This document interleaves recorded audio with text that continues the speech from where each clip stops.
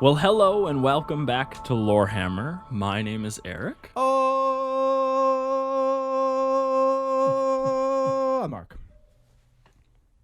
Eric? You're the host. You're supposed to now lead this into the next person's intro. Thank God you gave me that amazing segue into it. Yeah, so the next person we got.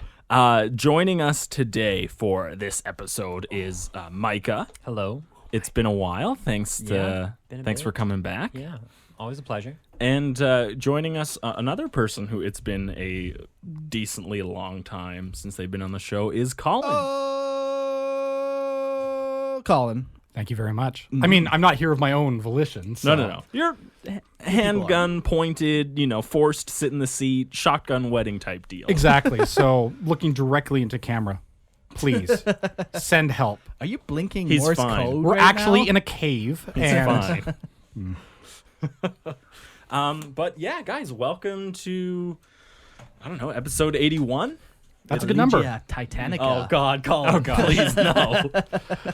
So the thing about 81, actually, I'm gonna put a pause for listeners who've heard me on before. A little bit of rant usually accompanies this, but this time I actually thought maybe we could do something different. Okay. Oh, okay. wow. Yeah. So the topic today, what are we talking about? Today's episode is titled Collegia Titanica, and for the uninitiated, that refers to the Titan legions, massive war machines, and obviously you're going to learn a lot about it in the episode itself. But Colyn, So humongous mecha. ooh, There's a lot of traits that they have. One of the great things about them in Warhammer 40k is, like many other franchises, you have a series of pilots. All right, yes. you've got the crew that man the ship. It's actually kind of like the front deck of a starship, but everyone's crammed into a small room. There's not a lot of room. No, not a lot of actually- lights either on. Yeah, and if they are on, they're constantly flickering. Yeah, yeah, right? yeah, the lumens are red, and Yeah. it's always Right, blinking, which is exactly. kind of like where we are right now. We're in a Oh small setting. My God. Now, one of the things we could play a game.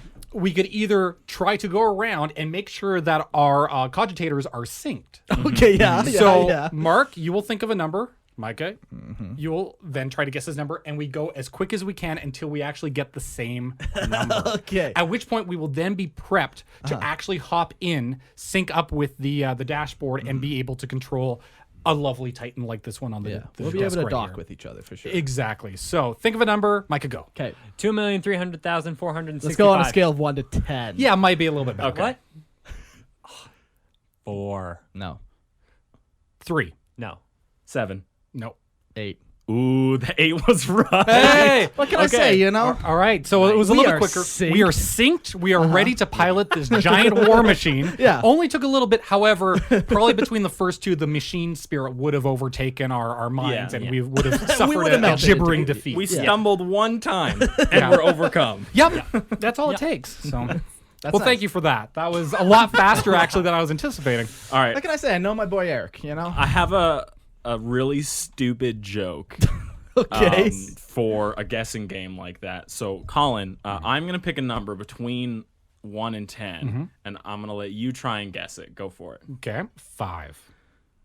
0.7653442839. So, no, not close at all. Not even But that is a close. significant number. Eric.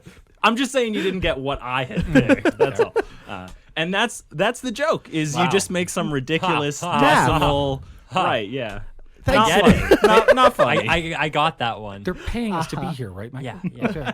I'm just paying you to laugh, not to be Oh, here. yeah. You're here because of the gun. All right. Got him. There we go.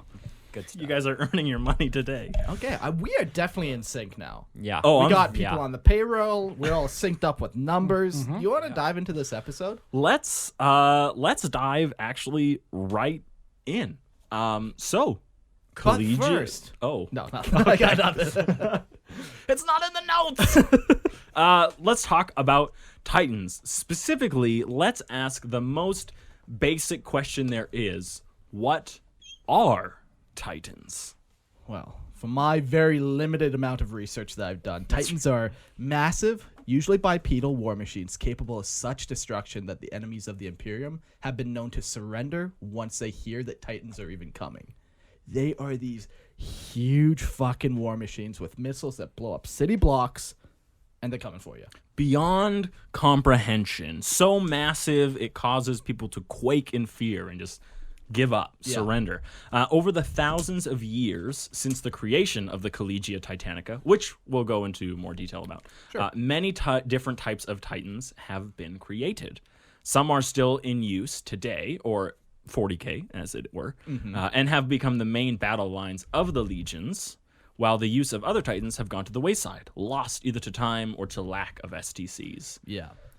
Yeah, there's been a bunch. Like, you even have a bunch listed here eventually that we'll go into that we have names. And that's all we know. Exactly, yeah. We don't even know anything about what they looked like or what their war gear was like. Or purpose or nothing. But, or personality, character, what kind of walks they liked on the beach, what their favorite flavor of ice cream was. These are crucial pieces of information that we're missing. You know that poem where it's like, if you follow my footsteps in the sand or whatever it is? Notice that there was only one. But a giant robot. Right, yeah. It's very hard to miss. You were on a Titan the whole time. Exactly. Yeah. I was the Titan carrying you. The God Titan. That's right. Yeah.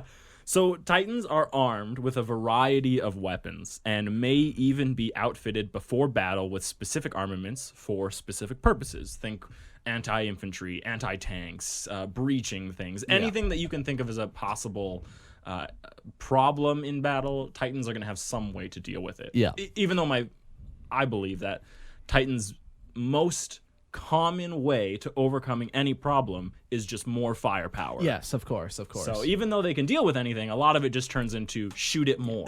but you have some options there. You can have more guns or bigger right, guns. exactly. Exactly. Do you shoot Tons it of harder options. with more or shoot it harder with bigger? It's tough decisions to be made in the Adeptus Mechanicus, I think.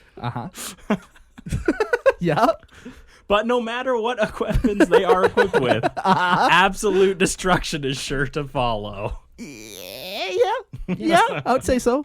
And just in case you're thinking of fighting them off, they are protected by thick adamantium plates and void shields. So Titans are basically immune to like most weapons on a battlefield.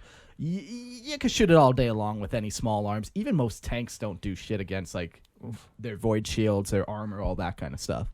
Yeah, Titans are essentially the pinnacle of war machines in the Imperium. There's nothing quite like them that can give as much damage or can survive as much or are as mobile or as customizable. Sure. They really are the tip of like humanity's. Are they just the tip? They're just the tip. They There's a lot of girth behind the Titans as well. Absolutely. Yeah. It is the tip, but they can insert with deadly force. Got you. They're Titans. I mean, that's what they they're can penetrate the enemy lines. absolutely. Yeah. Gotcha. Penetrate through their shields, penetrate their armor, They're penetrate anything really Yeah. that you can think of. But anyways, back to our family-friendly podcast. yeah. Hosted by Spotify. Yeah. So that is like a. We'll get into that. Yeah. So that's like a very basic understanding of what Titans are. It's just enough information for you to kind of follow along with us in the rest of the episode. They're just big giant fuck off robots, you know? Yeah. They're the size, like many half blocks tall. Yeah. It's a city. It's a walking cathedral city Some that of hates them are, you. yeah. It's Yeah. full of guns. Could be a walking prison. Yep. Could be a walking cathedral. Could be a walking amphitheater. These things are just massive. Yeah, absolutely. But let's talk about first where Titans came from. Their history. Yes. The Collegia Titanica existed prior to the Imperium of Man. These towering machines of metal and death were first created during the dark age of technology, using knowledge that could have been lost to time if not proper care for their STCs. Yeah, they're old. They're like what They did are you say? Like older 15,000 years They're or something. older than the Imperium of Man itself. Yeah. And that's saying something. Yeah. So Like during the Age of Strife, when like all the galaxy was shrouded in the birth pains of Slaanesh, the cult Mechanicus was formed, and in it, the Adepts of Mars detailed what it meant to worship the Omnissiah. What? yeah. Yeah. and how to care for the machines that it inhabited. People made up some stuff. They wrote down some stuff. You gotta oil the machines. Now you're praising the Omnissiah. Yeah. Well, And the candles are very important. They are. This was all about the religion behind the Mechanicus, and the Titan creation and the religion of the Mechanicus. The Titans were first, and the religion came after. Yeah. And so it's after they created this religion that they realized we need to fit everything that we're doing into this religion itself. And so this whole idea of the Omnissiah and that they can worship the Omnissiah through these machines and the motive force and how that all works together is you know what? I'm just gonna read the next part. Okay. Well, okay, I'll save you there, Aaron. It's not a form of idolatry. You're not praying to a symbol of one of these. These are just a conduit of which you are then praying to the Trinity of the Omnissiah. Right. That is just another vessel for you to get in touch with the machine god. Yeah, these aren't worshipped as divine themselves, but what they represent is something that is divine. Now, in the same way that for the cult Mechanicus, a servitor is actually treated as a blessed object. It's not the same, because it is it still has a purity of form, of purpose, that machine connection. These are still recognized as effectively saints in many ways of the Adeptus Mechanicus. You have A saint is a good way to put it. You have living saints for the Imperium, for the Adeptus Sororitas, giant robots that have names and histories, and many have actually fallen in battle, but because they're so damn big, you're able to get them back up and repaired, although a lot of the technology... And important. The technology to do that is very, very limited. There's only a few Forge Worlds that can still repair and make them by the time of 40K. But I do think of these as the saints of the cult Mechanicus. Yeah, that's a good point. So they created the Titans first, the cult came after, and then what happened was when the cult was formed, the Titans found themselves a new purpose, really. So they became revered as god engines or god machines, and they would be considered the pinnacle of all Mechanicum creation. And Forge Worlds all throughout the galaxy began to manufacture them. So these weren't just found on Mars or Metallica or whatever Forge World have you. These started being manufactured on every Forge World. And it does explicitly say in what I was reading that every Forge World has a part to making these, because if you think about it, these Forge Worlds are just places of worship. And if this is the pinnacle, the ultimate creation, why would you eschew anything other than what you consider a god engine, right? So it's so important to them that they worship their god this way that they all are just focused on Titans. Everything else, the more I read about it, the more it felt like everything else seems to be a necessary thing for them, as opposed to this, which seems like a form of worship for them. So it does give you a lot more of an understanding as well of the Adeptus Mechanicus. That it's just another way of understanding the cult's mission of, on one hand, you have the pursuit of knowledge. On the other, it's how are you manifesting that, and also how are you using tradition to showcase your devotion, by building a several stories tall giant killer robot that is your symbol of divinity. Absolutely. And who's going to argue with that? No one, because at some point that volcano cannon is going to be leveled at your head, and you're going to have the opportunity to deny it, and you won't be able to. No. Yeah. So after the Treaty of Olympus, so that's where Mars and Terra unified, essentially. Yeah, formed their alliance. Yeah. These god machines began to fight for the Emperor, bringing his light to the galaxy during the Great Crusade. At this time, the Titan legions made up the primary military power of the Mechanicum, and fielded an uncountable number of them throughout the galaxy. This was one thing that was crazy too. We were running some numbers. You always think Titans are pretty rare, but they're rare. They're still very rare. Rare in a galaxy setting. Yeah. But if you were to put them all together, thousands. Millions. Wow, thousands. It's crazy to think how many Titans were actually active. At the time, at least. At the Great Crusade, where the Titans were the number one fighting Yeah. force for the Mechanicum. That's crazy. Yeah. Yeah, even during 30K, there's even during 40K, there's a lot of them. Yeah, even during 40K, there's Yeah. way more Titans than I had ever bargained for. Yeah. We might get into some numbers later, but if we don't, we will share. See, some military forces in the Imperium really like, with the Astra Militarum, it's a wealth of numbers. Yeah. The Mechanicus, why do I need 1 million men if I have one of these? Right, exactly. And then you also add the fact that they always walk them in legions. They very rarely deploy just one. Yeah, it's Yes. usually in groups of 5 that they do. Holy crap. Yeah, but there's also it's not uncommon to see them go up to like groups of 20 fighting in jeez. I believe in Hell's Reach it was a group of 20 Titans just defending Hell's Reach. Oh, really? Yeah. Like that's a lot of Titans. That's a lot of in Titans. one place. It's the numbers that you need, though, to be able to survive all the threats that Right. the galaxy is throwing at yeah. mankind. It's not it's what's crazy is all those Titans and all this firepower, all this machinery, it's not overkill. Yeah. In fact, We're someone breaking say, even. someone say it's barely enough to keep the enemies of humanity at bay. So- Well, then you're going to not like this next line. Because during the Horus Heresy, half of these powerful machines even fell. oh God, no! God, no! Yeah, so that's Perfectly always nice. Yeah, perfectly half, of course. fully half. Fully. So half of them fell with Calbor Hal, the fabricated general of Mars, who sided with Horus. And there were even traitor Titan legions that took part during the Siege of Terra. But by that time, the Horus Heresy was finished, and these traitor Titan legions were pushed back to the Eye of Terra along with the other rebels. So, yeah, like there's loyalists and there's also traitors. There's a bunch of them. Absolutely, yeah. And today is not a Titan traitor. Wow. No. Beluga.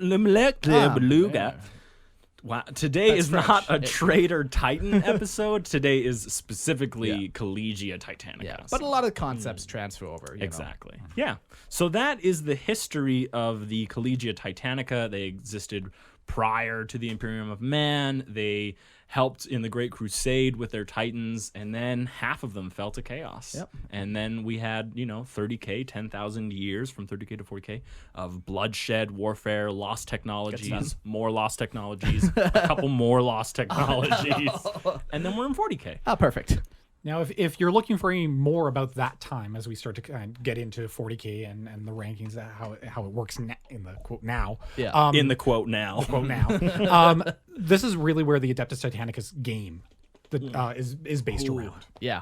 So if you're really interested in finding out more about like the lore and how they maneuver and operate, you're probably already listening to this episode and you may have heard of this game or seen the models or something like that. There's an entire system based around this. It's pretty cool. It's like for those of you who know like Battle Mecha or Battle Mech. Battletech. Battletech. Yeah. But like you're piloting your mech and you can rotate your shields and it has like all these different things. You can overcharge weapons. It's a lot of fun. It's pretty cool. Now, if you're watching the video of this episode, we've got one of the 40K sized models sitting on the table here. Yeah. Subscribe Now, on Patreon. Yep. Yeah. It's a little bit more difficult to get a bunch of these, but You can do it. you can. A mind You know of what? purpose can do anything. Yeah, if it's your thing, you can do it. Should you? Yes. Yes. Obviously. And there If you can afford to do it, you should you do should it. do it. And when you are, be proud. Post in the comments section after you've built on this. That's episode. right, yeah, We'd yeah. love to see the models. Yeah. Yeah, they're pretty wild. Titans are an amazing thing to see built in front of you and then just put a little Space Marine next to him. Yeah. Yeah. Yeah, it's nice that way. So, as with all things, in 40K, everything is super organized. Everything is very clearly laid out. So we're going to get into that next. The Collegia Titanica is made up of 4 different divisions, which are then broken further into legions or orders. These legions are self-contained units run by high-ranking Princeps. To ensure the continued working of all their Titans, each legion also has their own unit of Magos Autocratius? Tech priests. And finally, with the Collegia Titanica, but outside of the Divisio's authority, there are the Secutarii. So we're going to talk about all those words. Right. Princeps, that's a word that we've never said. Secutarii. Autocratius? Autocratorus. Okay, yeah. And Princeps. Princeps. Yeah. I wasn't going to. I'm here for that. That's right. Yeah. Thank Princeps, yeah. you. Yeah, the precepts of the Princeps of the Collegia Titanica is Autocrator. Yeah. You know what? It all works out in the end. So let's start with the divisions. The legions, each Forge World has their legion, and there's different divisions, and we're going to talk about them. So there's 4 different types. There's the Divisio Militaris, the Divisio Mandati, the Divisio Telepathica, and the Divisio Investigatis. Right. And those 4 divisios make up the Collegia Titanica, and then within each of those, they're broken into legions. So there's who knows how many number of legions within the Divisio Militaris. Yeah. And they're called legions or orders, which we'll get into. So the Divisio Militaris holds the majority of the battle titans, and these legions see the most warfare. Yeah. So legions and so Divisio Militaris legions are based on Forge Worlds, with most Forge Worlds having at least 1 legion, sometimes several legions at once. This was the mind-boggling numbers because I just randomly looked up the list of known Forge Worlds, and on Lexicanum, there's 140, I think I counted, known Forge Worlds. And the next line here tells me that legions have on average 50 operational engines at any given time, and they can take centuries to repair battle damage. So it's really important that they're constantly upkeeping them. And there's like a massive volume, and then there's like always like 20 of them in repair or something like that over those centuries. Right, yeah. And then certain amounts are active. Absolutely, yeah. Crazy. But 50 operational engines. Oh, gosh. So that's battle-ready things. And if you look at the numbers on 1 legion being on each Forge World, I think it's like 7,000 Titans in the Divisio Militaris that I can easily put a number to. And that's with only being 1 legion on a Forge World. And sometimes it says there's several legions on a Forge World. Frick. And that's known Forge Worlds. There are many more Forge Worlds out there than the ones we know of. Yeah. So, like, I don't know. It feels like sometimes there's 20 Titans in the galaxy. Yeah. And I like that they give them that amount of mysticism to them. You know, they make them special, and then you come across one and it's insane. Yeah. Because I think that's exactly how it should feel. Yeah. But I do think there are a lot of Titans out there. The number for that too is just because they, at least in 40K, the Forge Worlds that still have the technology to heavily augment, replace, repair are Mars and Ryza. The other Forge Worlds don't have the same extent of tech. And They might be able to make the leg parts, but they can't do the whole machine right. So from themselves. top to bottom, Yeah. really it's Mars and Ryza. Yeah. That's crazy. They make a lot of Titans then. I mean, they've got a bit of a monopoly on it. Yeah, so- holy moly. So the legions of the Divisio Militaris also have ground troops and support staff that are brought to the battlefield. Now, it is separate from the Secutarii, because the Secutarii aren't controlled by any of the specific legions or anything, even though they operate within their authority. But the legions will have their own like support staff. Yeah, So yeah. we'll get into Secutarii later. And even though Titans are awesome forces of destruction, they are only called to the most terrible of battles, where there is enough room for them to maneuver and unleash their colossal weaponry. Yeah. There's just places they can't go. You can't have them bouncing around in the Hive City, you know. There's only certain battlefields. Unless you need to destroy the Hive City. Yeah, and You then just start at one side and then slowly mow it down. That's right, yeah. There's just some weird, like, calming music playing in the control room as this, like, massive laser beam is just cutting into this Hive City. Yeah, exactly. perfect. Who wants to do Divisio Mandati? I don't want to have to pronounce Mandati. You did it perfect. You did it. It's your job now. Yeah. The legions of the Divisio Mandati are commonly called the executive orders and see far less combat than their cousins in the Divisio Militaris. They are heralds of the Mechanicus, traveling on their temple spacecraft to the far reaches of the Imperium. They bring the cult Mechanicus and the Pax Imperia with them to the human inhabited worlds. Yeah, it's very cool. I just get the vision of like traveling Grail Knights. Like they're looking for stuff. They're looking for STCs. They got their Titans and they just go to human worlds and hey, you like this? No. You want a little bit? You want a little Titan? If you don't like it, we'll make you like it. Yeah.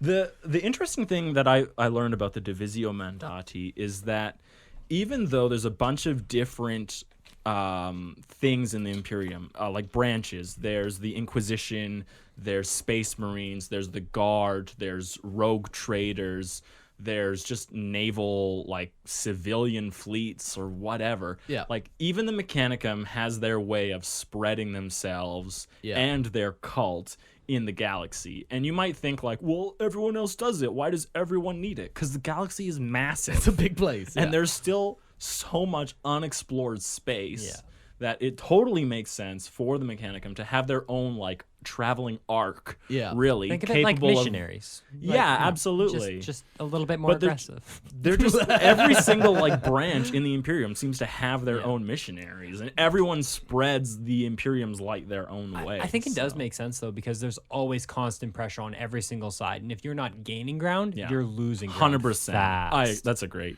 point. Yeah. And the social structures of these missionaries, to use are very interesting in that some of those traditions have been enacted since pre or around the Since time Age of of Strife. Age of Strife, Horus Heresy, because you'll have some of these groups are like complete meritocracies. Others are gene cloned serfs from the Horus Heresy, and the only reason they will use them is because they were loyal at the betrayal. And so they want to make sure, no, we're not going to have anybody else join the Mandati.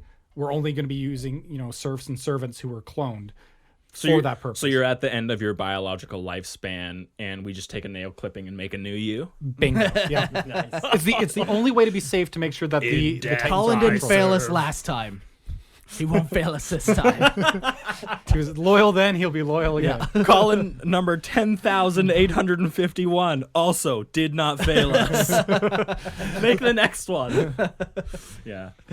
And then there's just a lot of pressure on Colin 10,582 because there's My 10,000 ancestry, there's so many of you before that I have did to not live up fail. to my right. Colin, my Colin's Colin, my Colin's Colin. Are there Exactly. multiple Collins alive, or did they at least wait till Colin 10,000's dead before? No, it's like Highlander. There can only be one at any given time. Good. Okay, good to know. Thank God. Thank you. I appreciate that. Jackass. Anyway, sorry, we're still in the Mandati. Bringing it back. On worlds where they do happen to meet some resistance or Xenos infestations or whatever else they might encounter, they will unleash the massive Emperor-class Titans that they carry with them on their void craft. Which is wild. This is one of the biggest classes. Correct me if I'm wrong. The Emperor class. Yeah. To just carry that with you and to be like, no, this thing doesn't see active combat. Like, I mean, it probably sees active enough combat. Sure. But it's not like in a reserve to be put on the front line. This is just like, come check out. Look at my stuff. Look at my stuff. Some Magos is like, we have bring the Pax Imperia and the Cult Mechanicus. Also, my stuff. And he just shows an Emperor Titan slamming into the ground next to the city. Anyways, I love it. Yeah, it's so good. To help them in their mission of bringing the Imperium's light to the dark places of space, they also bring members of the Adeptus Arbites? Arbites? Arbites? Doesn't matter. Bites, that sounds weird. Arbites? The Inquisition and the Adeptus Terra. This combination of overwhelming firepower and political persuasion brings many worlds into the fold. Yeah. Persuasion. That's Right. That's one way of putting it. We persuade you with a big gun is effectively what happens. Yeah, it's cool that they take all these things. Like, they take their Arbites so that when they do encounter a new world, they then put the Arbites on, which are like Police? they're police. But they do like they're like Imperium level police. Yeah. They make sure you're paying your taxes. They make sure you're following the imperial tree. ties. Yeah, and exactly. stuff. Yeah. That your governor isn't a member of some cult or whatever. And they will deal with like rebellions too on planets and stuff. But they also have an something from the Inquisition. Some representatives of the Inquisition, like Inquisition. Yeah. What is? Am I having a stroke? Like, Judge, how's Are your we left fully arm? synced? Are we gonna get one too? Oh, Like, no. if he goes first, do we go second? Okay, what yeah, the number am I blood clot thinking? just blocks 5. everything. Oh no, that is it. We're out of sync. Yeah, but they really do come prepared for almost any scenario in this Divisio Mandati, and I really, really like that because it feels like a lot of times 40K loves to overlook things. Sure. They're just like, we'll just blow it away. How is that not the solution to every problem I might encounter in the galaxy? But this one, they're really making sure that they can deal with everything. In fact, don't call me a heretic, But it really makes me think of watercast and how a Tau watercast would operate and make sure it like knows as much as possible and it has everything prepared with it, and it, it can make sure it can speak the language. That level of preparation is what I see in this, which I don't think is very common in 40K. Yeah. Which, like, for Titans, it's weird that it's not necessarily like a blunt instrument, so to speak, where it's only force. It actually, there's a lot of different things that are complementing it, and you may end up changing strategies because you have all this different input. And Absolutely, it's really cool. The Divisio Mandati might never even use their Titans. Obviously they do because the galaxy is too dangerous. Yeah. But it's completely possible that 5 missions. They have that chalkboard and it says 5 missions with no Incident. Yeah. yeah, no enemies had to be purged or something. I don't know. I believe that number would be 0, Eric. I believe that every mission there will be purging. Someone has Just to an die. infinity sign. Yep. Yeah. Yeah. And that's the Divisio Mandati. Let's go to the Divisio Telepathica. Sure. So this is the most specialized and the smallest of the 4 divisios. They're concerned only with the dreaded Psy-Titans, which we'll talk about later. Yeah. Their orders are called the Telepath Orders, and each is said to operate from a secret forge world near the heart of the Imperium. How secret? How close? How central to Earth and Terra and Mars? I mean, well. Stay tuned to find out. Wait, you know? I know everything. But since chaos is one of the best and worst kept secrets of the Imperium, it's not that surprising that very little is known about how this Divisio operates, because anything involving psychers or psychic technology is kind of put on Is the down quickly low. put down. Oh. So, But Psy-Titan, everything we talked about with the giant screw you machine, now add the fact that it also has psychic, potential implements and weaponry. It's shooting Or its more weapons places are at you. augmented, so when it fires, Yeah. it's then wrapped in a psychic field, allowing it to, do more. we're going to go into pretty good detail of what it means to be a Psy-Titan, and it's very cool. Yeah. Like, I was really having a good time writing those notes out. Yeah. Better time than I should have. All right. And then the final Divisio that we've got is the Divisio Investigatis. So, the order of the Divisio Investigatis are all based on Mars. This isn't to say that they have no presence on any other forge world, only that their primary headquarters are on the capital forge world of Mars. So they are responsible for the creation of all other Divisio's Titans.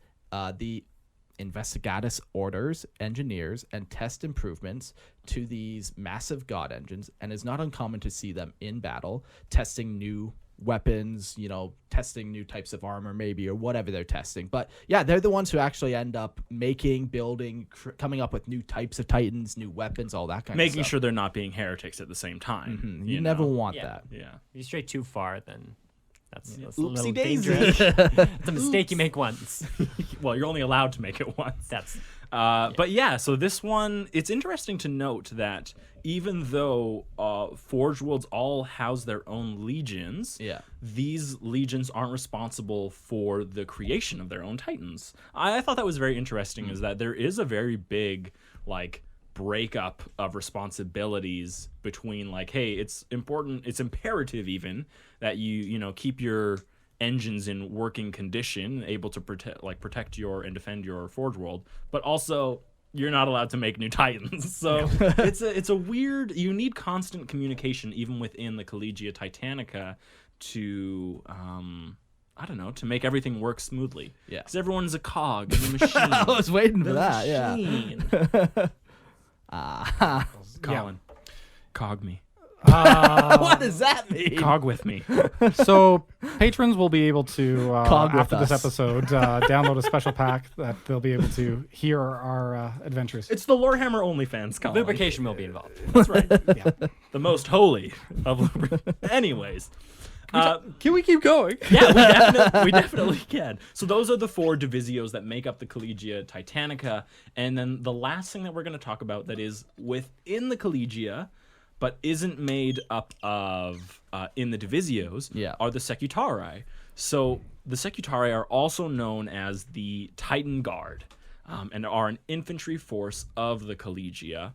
They were developed at the same time as the Legion Secutarii during the Dark Age of Technology, but for a much more specific purpose, really. And it was getting the bodies and corpses of the enemies who fit in the Titan's toes. They had to scoop it out. They've got like these poles with hooks on them. And they just, You look at the hoplites, they have spears. That's the purpose. Yeah, they're That's just trying to like exactly what rip they're the for. bodies out and unclog it a little. These are actually you some know? of my favorite models in the line. Very cool. The hoplites just look fantastic, carrying the Mechanicus shield. Oh, the shields are 10 out of 10. Yeah. Anything with shields in 40k, I think, is great. Yeah. Carry arc lances as well. They're really there to make sure that any small vehicles that get close, they're able to mess those up with haywire. As for the Peltas, they carry some unique weaponry that allows them to have multi-purpose functions. Right. So whether it is creating it's sort of like a fission cloud for cover. Or they can blind the enemies, allowing the Titan to get closer. Yeah. Which is kind of ridiculous considering how big Right, they does are. the Titan really need to be close? Anyways, Yeah. a lot of what you're describing is actually very similar to what a Secutarii is also capable of doing. So there is one thing about the Secutarii that is very different from the Secutarii, and that's mainly the Chiropatris field generator. So many of the augments you'll find on both, whether it's Secutarii or Scutarii, but this one is mainly only found on Secutarii, and it is this generator looks similar to a large backpack, but it's built into the body of the Secutarii, and it emits a field that can deflect projectiles, and at greater density, even heavy weapons fire can be handled by this thing.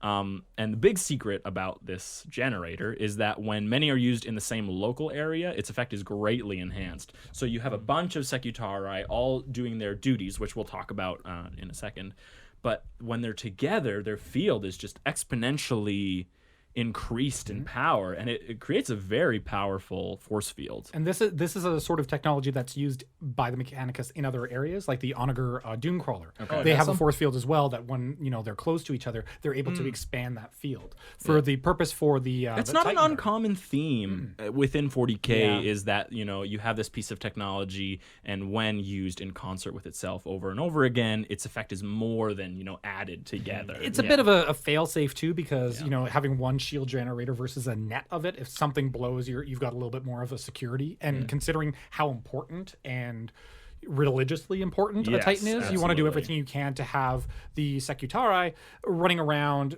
protecting its line, and also stopping anyone who may be trying to get in close to do. Because if the sort of Titans had close one bombard. weakness, that's what it would be. If you get in close, like right up to it, how can it kill you? Yeah. It can't aim its weapons at its own leg. And then you strap a melt-a-bomb on its ankle or something like that's break some key joint somewhere. But do you want to share the actual responsibilities of the Secutarii? Sure. So they've got three program or objectives. The most important is protect the Titan. Okay. Specifically in close quarters. Yeah. So again, preventing anything from getting in close that may try to attach any destructive equipment, Get inside ballistics. even. Yeah, exactly. Yeah. You see this a little bit in some of the books as well, of people trying to get in close. I know later we'll talk about a little bit of the fiction a little bit more. There's one story about Chaos trying to effectively paratroop people in. And that would be the purpose of the Secutarii, to blast them out of the sky before they can actually create a landing on larger Titans. So correct me if I'm wrong, but Secutarii actually have the ability to crawl all over the Titan, and they have like mag-locked boots or something. Oh, really? I like to imagine it's a little bit like Mission Impossible when Tom Cruise is on the side of a building. Red is dead. Yeah, exactly. Blue is glue or whatever. exactly. I feel like I just watched that movie. But yeah, the idea that they are supposed to be hypermobile, get around the Titan, you will, even in art, more commonly see them not doing that, but just running across fields, because it's 40k and we're still borrowing a lot from trench warfare as like the symbol of what the setting is. But the second role is about advancing in the wake of the Titan's awesome destructive path. So as the Titan is marching forward, you want to make sure that nobody hid and is going to pop up behind it and attack from behind. Ha ha ha! It was me. All along. I have the bomb. The guy with bolter. That's right. So what they're doing is they're pretty much clearing the field in the wake of the Titans. Yeah. And the third is to act as bodyguards to the Magos Autocratoris tech priests as they repair the Titans. So when it is in repair, or even in the middle of a battlefield and it has to stop to, retrofit some problem with its system, eject or, some piece of ammunition that's caught or whatever. More commonly, the engine is going to be having a problem. Right. So they're around to make sure that there isn't anything happening where you can still break into a Titan. It is a giant walking death machine, but it's still possible to breach it, get inside, and scramble the crew like eggs. Absolutely. So the Secutarii are there to stop that from happening. Yeah. Very cool. Yeah. I like them. They're sweet. I like how heavily armored they look. The Secutarii look much more lithe to me, whereas They're wearing a little bit of war plate, but it's still kind of loose. But the Secutarii, it really it's is. the helmet. It's this Roman crest. Even the hoplites, it's that like Roman phalanx sort of thing. They look tough. The backpack. I mean, to be perfectly honest, Forge World just put out new rules for them. This is not fairly represented in it. The other thing too is they are making sure that they're distinct from a lot of the Secutarii rules. Right. This is an elite choice As opposed to a troop option. as opposed to a troop option. So, still got some good tricks. They got both legs ground off and replaced with bionics, so that's Well, a how plus. else would you prove your devotion to the Omnisci if we didn't grind your legs down to nubs? Yeah. Chopping it off isn't enough time. No, to prove. you have to Your literally grind it centimeter by centimeter. And just to put that into perspective, because the Titans do like to walk everywhere, these guys walk with. Yeah. So you do have to have that augmentic ability to You have to be able walk to with keep them. up with Yeah, them. Exactly. Yeah. And although it's a giant screw you robot, Mecca can quickly outpace people just because of how large their stride is. Yeah. And for the troops like Secutarii, they have to be able to run through rubble, dense foliage, Yeah, this thing just magma stomps flat and acid. whatever it needs. Yeah. Those things have to be able to be little peoples. Just like us. They're just little peoples. Give them some new legs. So tough guys to keep up. Yeah. So that is the Secutarii. So that makes up all the aspects that we think the Collegia Titanica. It's the 4 Divisios and the Secutarii. The next thing we're going to talk about is the the Princeps. So this is the crew of the actual Titans themselves. Micah, do you want to do Sure. the Princeps? The Princeps are high-ranking members of the Collegia Titanica because of how difficult it is to find suitable candidates for the Princeps. And the Adeptus Mechanicus recruit from everywhere. Each Titan is piloted by one Princeps. Right, and only one, I believe. I don't think there's ever a case of multiple Princeps. Not that I'm aware of, no. Yeah. So if Princeps dies... There's ways around that, for sure. Yeah. But most likely, if the Princeps dies, that Titan is probably pretty hurting. The suitability of Princeps is determined by how well they can mind meld with the Titans using the Mind Impulse Unit, or the MIU. This is particularly dangerous because of the risk of losing yourself in the Titan is incredibly high. Therefore, only the strongest-willed people are chosen. Okay, so right here, the reason it's so dangerous is because it's the act of melding with this Titan is described as breaking its machine spirit's will. Especially because it's apparently such a massive machine spirit and it's very aggressive and it's highly dangerous to Chances interact are, too, with. it could be like a couple hundred, maybe even 1,000 years old, this machine, Absolutely, too. yeah. Added to grumpiness? Machine spirit Quirks? Yeah. Right? Because whether or not you believe that machine spirits are an actual spirit that inhabits this thing, They are. or whether you think that the machine spirit is another way of saying the specific quirks that have engendered programming, themselves basically. within the robot after millennia of use, right? And hundreds of battles and repairs made by different people. They are. Right, yeah. So whether or not you think they're real or a quirk, they are incredibly difficult to handle in a Titan. And this is where the danger comes in. But it sounded like you had something else you wanted to say about It's because of the machine spirit, like all massive forces within the Imperium. We know that many large machines have a machine spirit. Definitely not an AI system at all.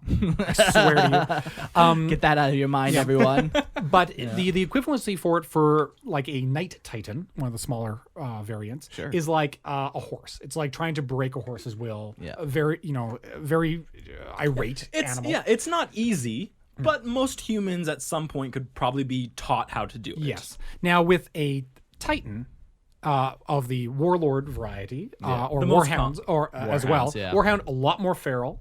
it's like trying to ride a dire wolf or something like that. It's just a very aggressive Something very alien, apparently, too. And the spirit for a one of the other the Reaper or Reaver, or the Warlord are complex. It's like trying to break a animal's will, but you're also trying to be empathic with it.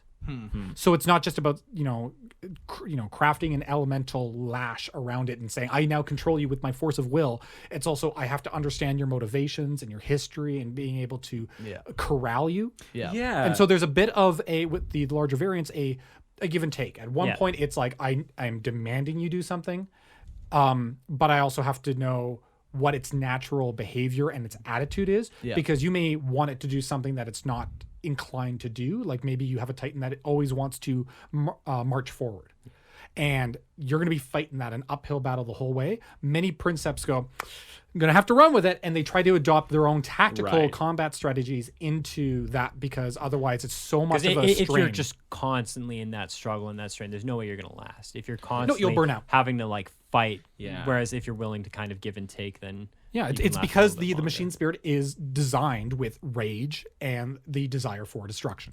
So it is also wanting to destroy you.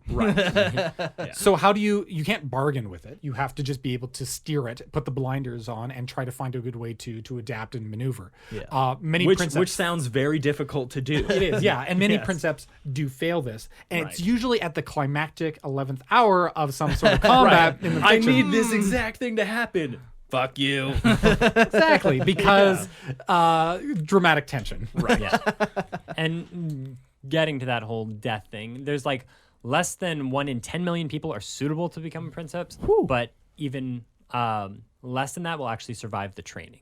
That's crazy. Yeah, and this kind of comes out from the fact that Princeps are recruited from anywhere. They can't be picky about bloodlines or coming from prestigious political backgrounds or the favored people on Forge Worlds. If anyone shows any kind of suitability for the Mind Impulse unit, like they're grabbing them because they are so valuable. It's like how the black ships, traverse the galaxy looking for suitable psychers. This is kind of again the other side of the Imperium. The Mechanicus are trying to find that diamond in the rough. This is your beautiful story of a person from rags to riches. Just kidding. We're gonna suit you up and throw you in the machine. One of the crazy things is that as valuable as Titans are in the for the Mechanicum, Princeps are, if not just as valuable, even more so. Even if a Titan is completely downed and wrecked and it's like unsalvageable, if the Princeps is still alive, they will do their utmost to recover that Princeps, because a Princeps that can like meld with a Titan like properly and safely is extremely rare. So they're they're held in very high regard. And it's a bit of a life bond too. Like once you've synced up with that Titan, as the four of us have now synced up and we are intrinsically linked to each other. If one of us goes mad or one of us dies, we're probably not going to get another mark. As much as we might scour the galaxy looking for one, we will never be able to, much as we wish we could. What I'm hearing is that at the end of this, when you and I cog together, is that they also have to cog with us. Yes. All right. Just good to know. Whoa. I didn't see that on the waiver. It wasn't on the waiver. I didn't know there was a waiver. Let's move on. One kind of cool thing too about the Mind Impulse unit is it even acts as like a defense mechanism that you can't just walk up. Enemies can't just walk up, kill the crew, pilot the Titan then. Like true. Yeah. It's not like you're going to kidnap them like a tank. You kill the crew, drive it off. You get inside one of these things. It may still, maybe that bond, it actually grew to a favored loyalty, and this sucker's going to initiate its own self-destruct. It might. Yes. So the idea of hacking into a Titan, it can be done, and there was a plot in one of the novels of that is we're going to kill the tech priest, and we're going to, corral it to chaos. Yeah. But that's actually another hard thing to do. There's no easy way around piloting a Titan. Absolutely, yeah. A lot of that just has to come with the strength of the machine spirit, too. How long it holds out against chaos, how much it can function on its own in like dangerous scenarios, the loyalty it feels to its own crew even, and how much like whether it is willing to protect them or sacrifice them. Like, these are all things that can be found in very different Titans because of very different machine spirits. So. Yeah. But I believe we're still on Princeps. Yes. Okay. Because it's so strenuous, they sometimes require body modifications, but they're kept to a minimum for as long as possible. Because the more human their body is, the easier it is for them to hold on to their like human sanity.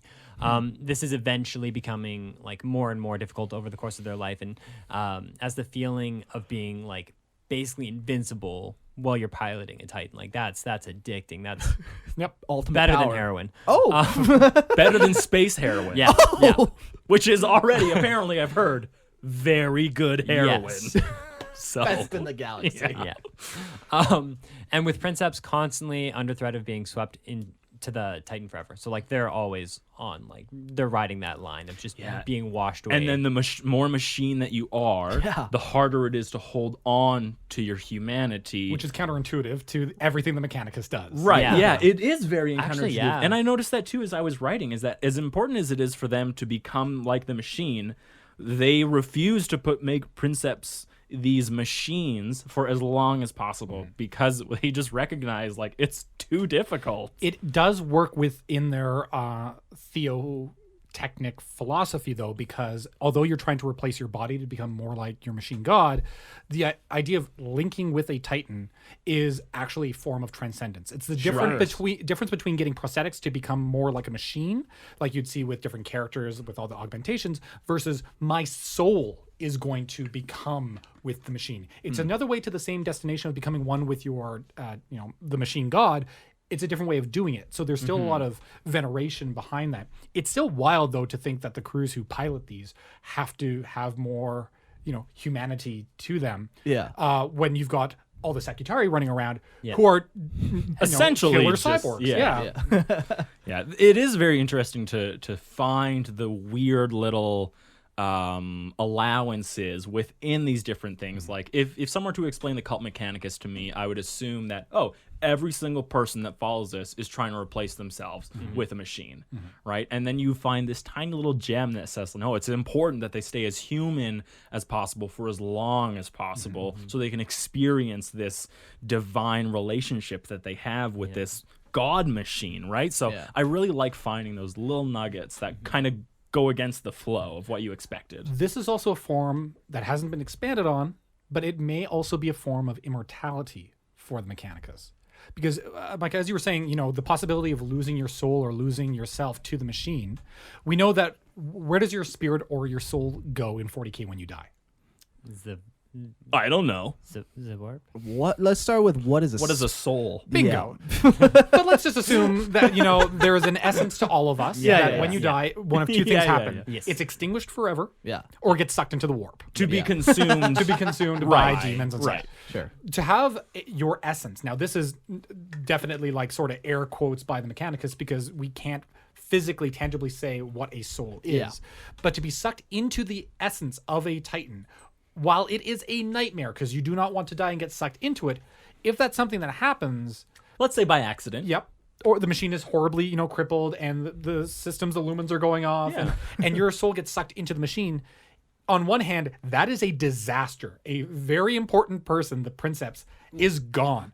However, there's also a bit of a go to God Sure. machine. Like it's horrific that you've left us, but could there have been a better place for you to go? Probably not. And in the scope of 40K, that's actually remarkably peaceful to have someone go to somewhere. become an angry, vicious, horrifically colossal, destructive machine. It's peaceful. You lose your identity. You are gone. You are consumed by the machine spirit.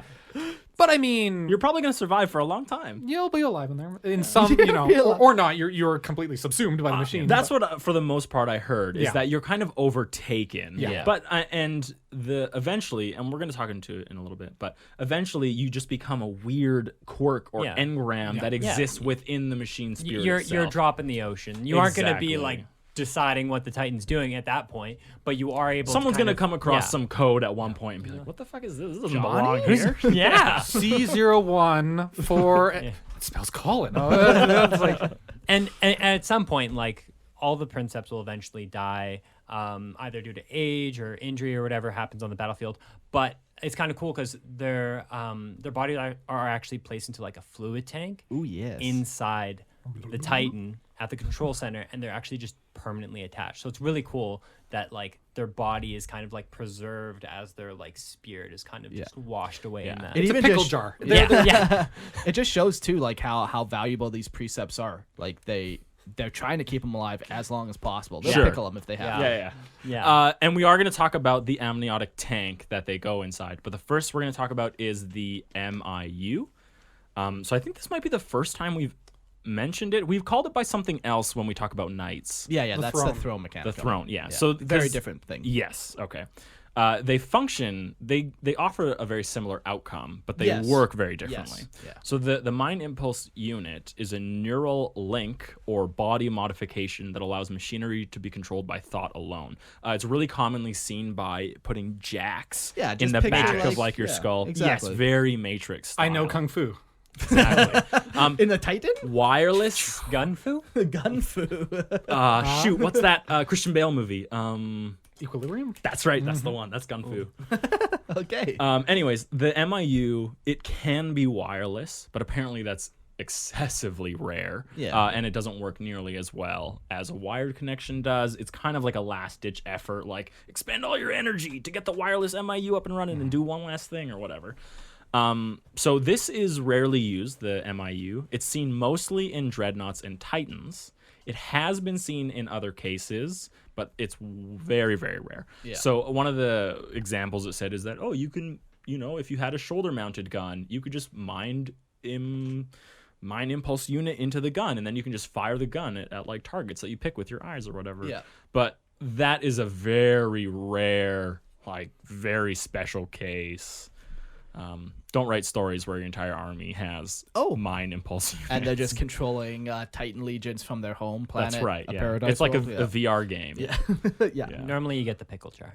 Oh, no. That's way more common. Anyways, but that is the MIU. It is like a specific piece of technology that allows them to integrate into the Titan itself, Yeah. because control of the Titan would be ineffective without this thing. Yeah. So Yeah, there's way too many systems to manage with just controllers and stuff. absolutely. Yeah. And then let's talk about now the amniotic tank. Ooh. So being placed into an amniotic tank inside a Titan has its advantages and its disadvantages. One of the greatest benefits is an increased link between the Titan and the Princeps. So this is partly because they are always connected to the Titan. Even when the MIU is shut down and even when the Titan is shut down, they can still feel this, like the Titan around them. They feel like it's their body and everything. So it offers a very crazy connection to the Titan. Yeah. But that is like the biggest advantage. It gives better, faster reaction times, more complete understanding of the machinery they're controlling, so they can more accurately assess battle damage, or if there's an error happening, they can pinpoint it a lot faster than just saying my left arm.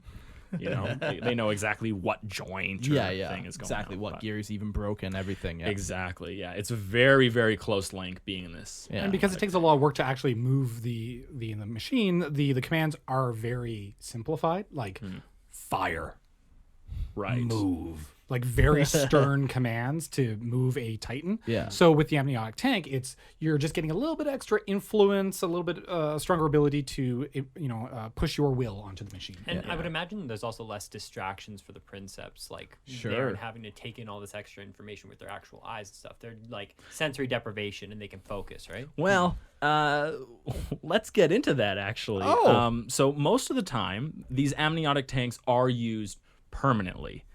And when it becomes a permanent thing, like when it's determined like, hey, you can't do the human so good, go in this pickle jar. Nice.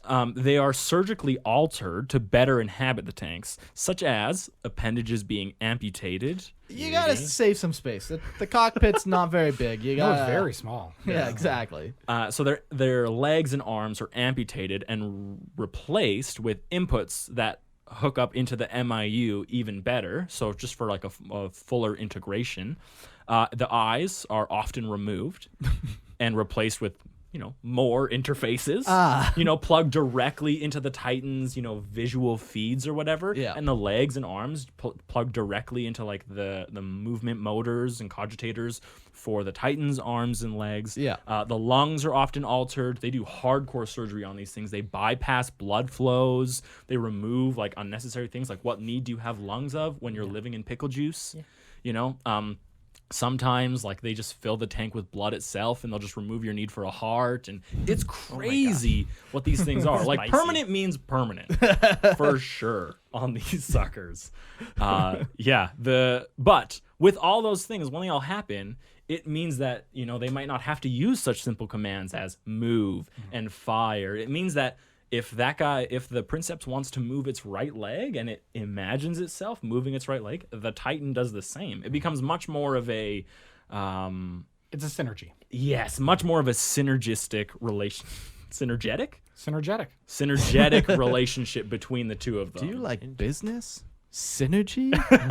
Corporations? For anyone who's a listener who's sick and tired of businesses keep saying, let's talk about the synergy. Let's talk about the business harmony that we have to get to. And don't forget, we're all in this together. The buzzword right now new normal. The buzzword right now is business culture. Yes. That's right. Yeah. What kind of culture is your business cultivating? Should I talk a little bit about the culture of the other people in the... You are more than welcome to talk about that. Moderati. Oh, did we talk about everything? There's one more little quick line. The final stage of the amniotic tank, the Princeps is a sad decline, though.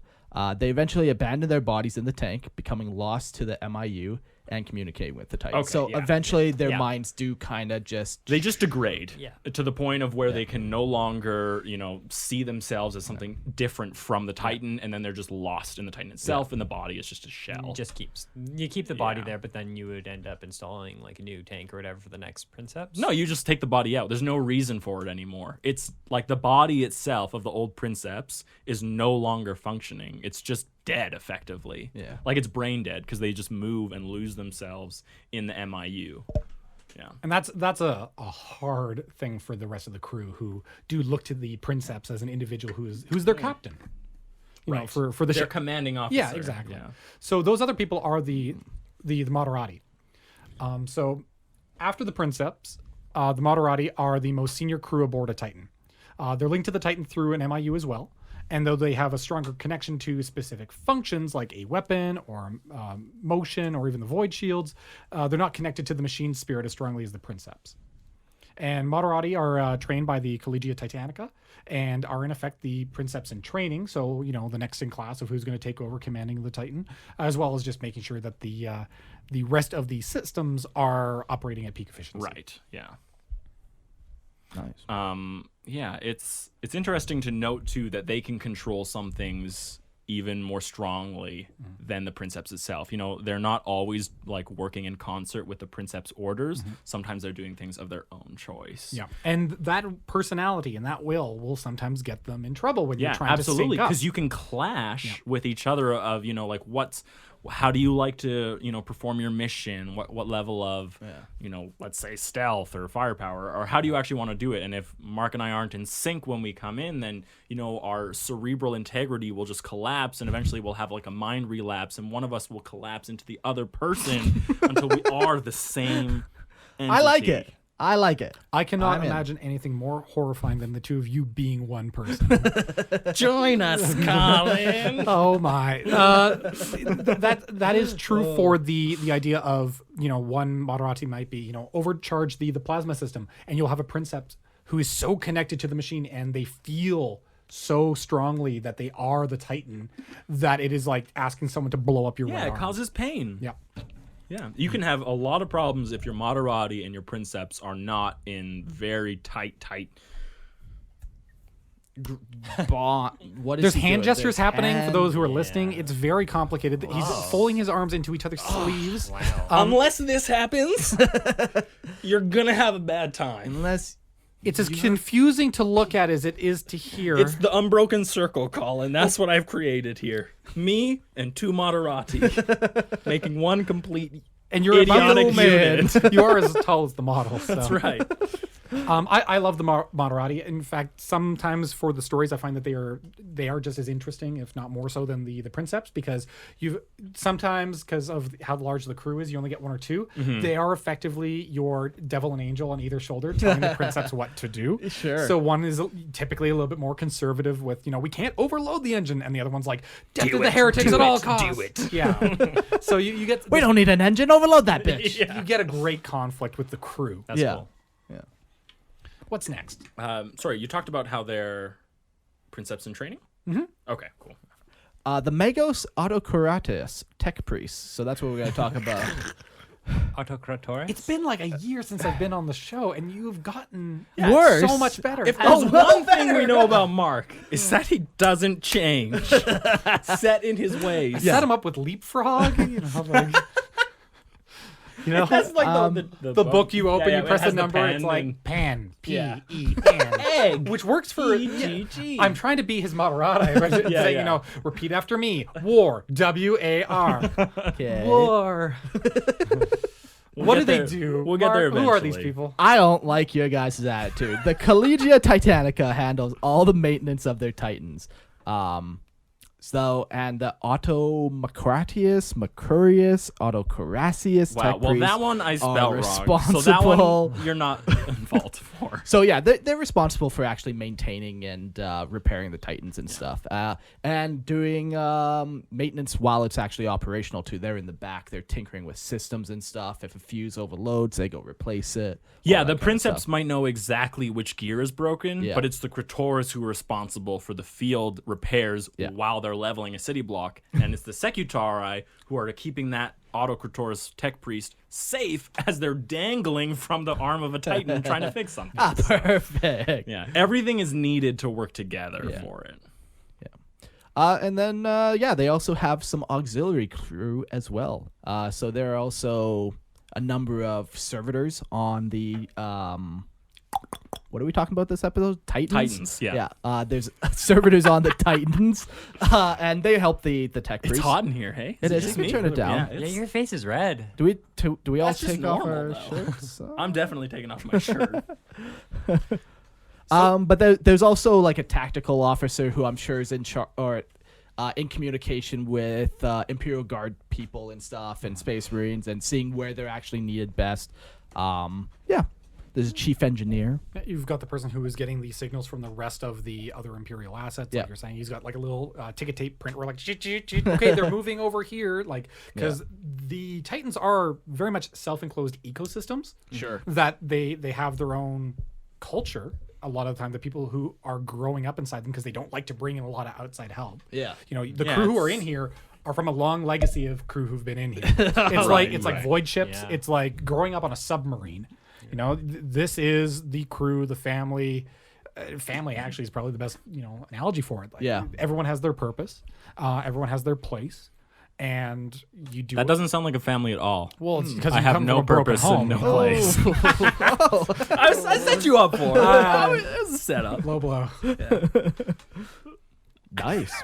So So that derailed that those are the thought. crew. Yeah. Yeah. Can we talk about? But they are very close. They're very close. Yes, yeah. And they have to be because the Titan is very particular with what is actually happening around it. You don't want it accidentally unleashing a cable and smashing into the new guy because the new guy accidentally dinged its metal or something. Well, yeah, you don't want that. No. And you also can't be sure that the Princeps didn't make that happen. Right, exactly. Is there an guy? accident? Who knows? He's dead either way. Well, sorry, what were you? You said we wanted to talk about something else? Oh no, just the fact that the crew, it's a self-enclosed ecosystem, the culture of the people. If you're interested in getting your own Titan or writing your own lore for this, it's actually a very interesting and deep and rich place you can go. That you've got a crew who run a Titan. Yes. A lot of the time you can just think of the person who's in the captain's seat and the Moderati. But as seen with the book Imperator, Wrath of the Omnissiah, like that entire book takes place within a Titan. No, that's and it's cool. all the people who are operating, like they have effectively a garden that's inside the heart of it where people like are tending to plants and stuff. It's Oh, really? a really neat thing that you can just get really creative with. What is life like living inside this walking death machine? Yeah. Yeah. With The four other dudes. Yeah, The it's nice. smaller you look in 40K, I think the more interesting you get. I think you get like really awesome things when you go really big, but smaller gets way crazier to me. You've got one pipe that's leaked for 10 years, but it gives enough water and condensation that you can then grow a small Yeah. garden inside a And now machine that it's- is leveling cities. It's been tended for 200 years, this garden, and been growing, and the next... Yeah, so a lot of rich story potential. absolutely, yeah. nice. And that kind of takes care of the crew. The Princeps, Moderati, the Autocratorus, and then all the auxiliary guys. Autocratorus, there, yeah. so- Now to the big robots. Yep.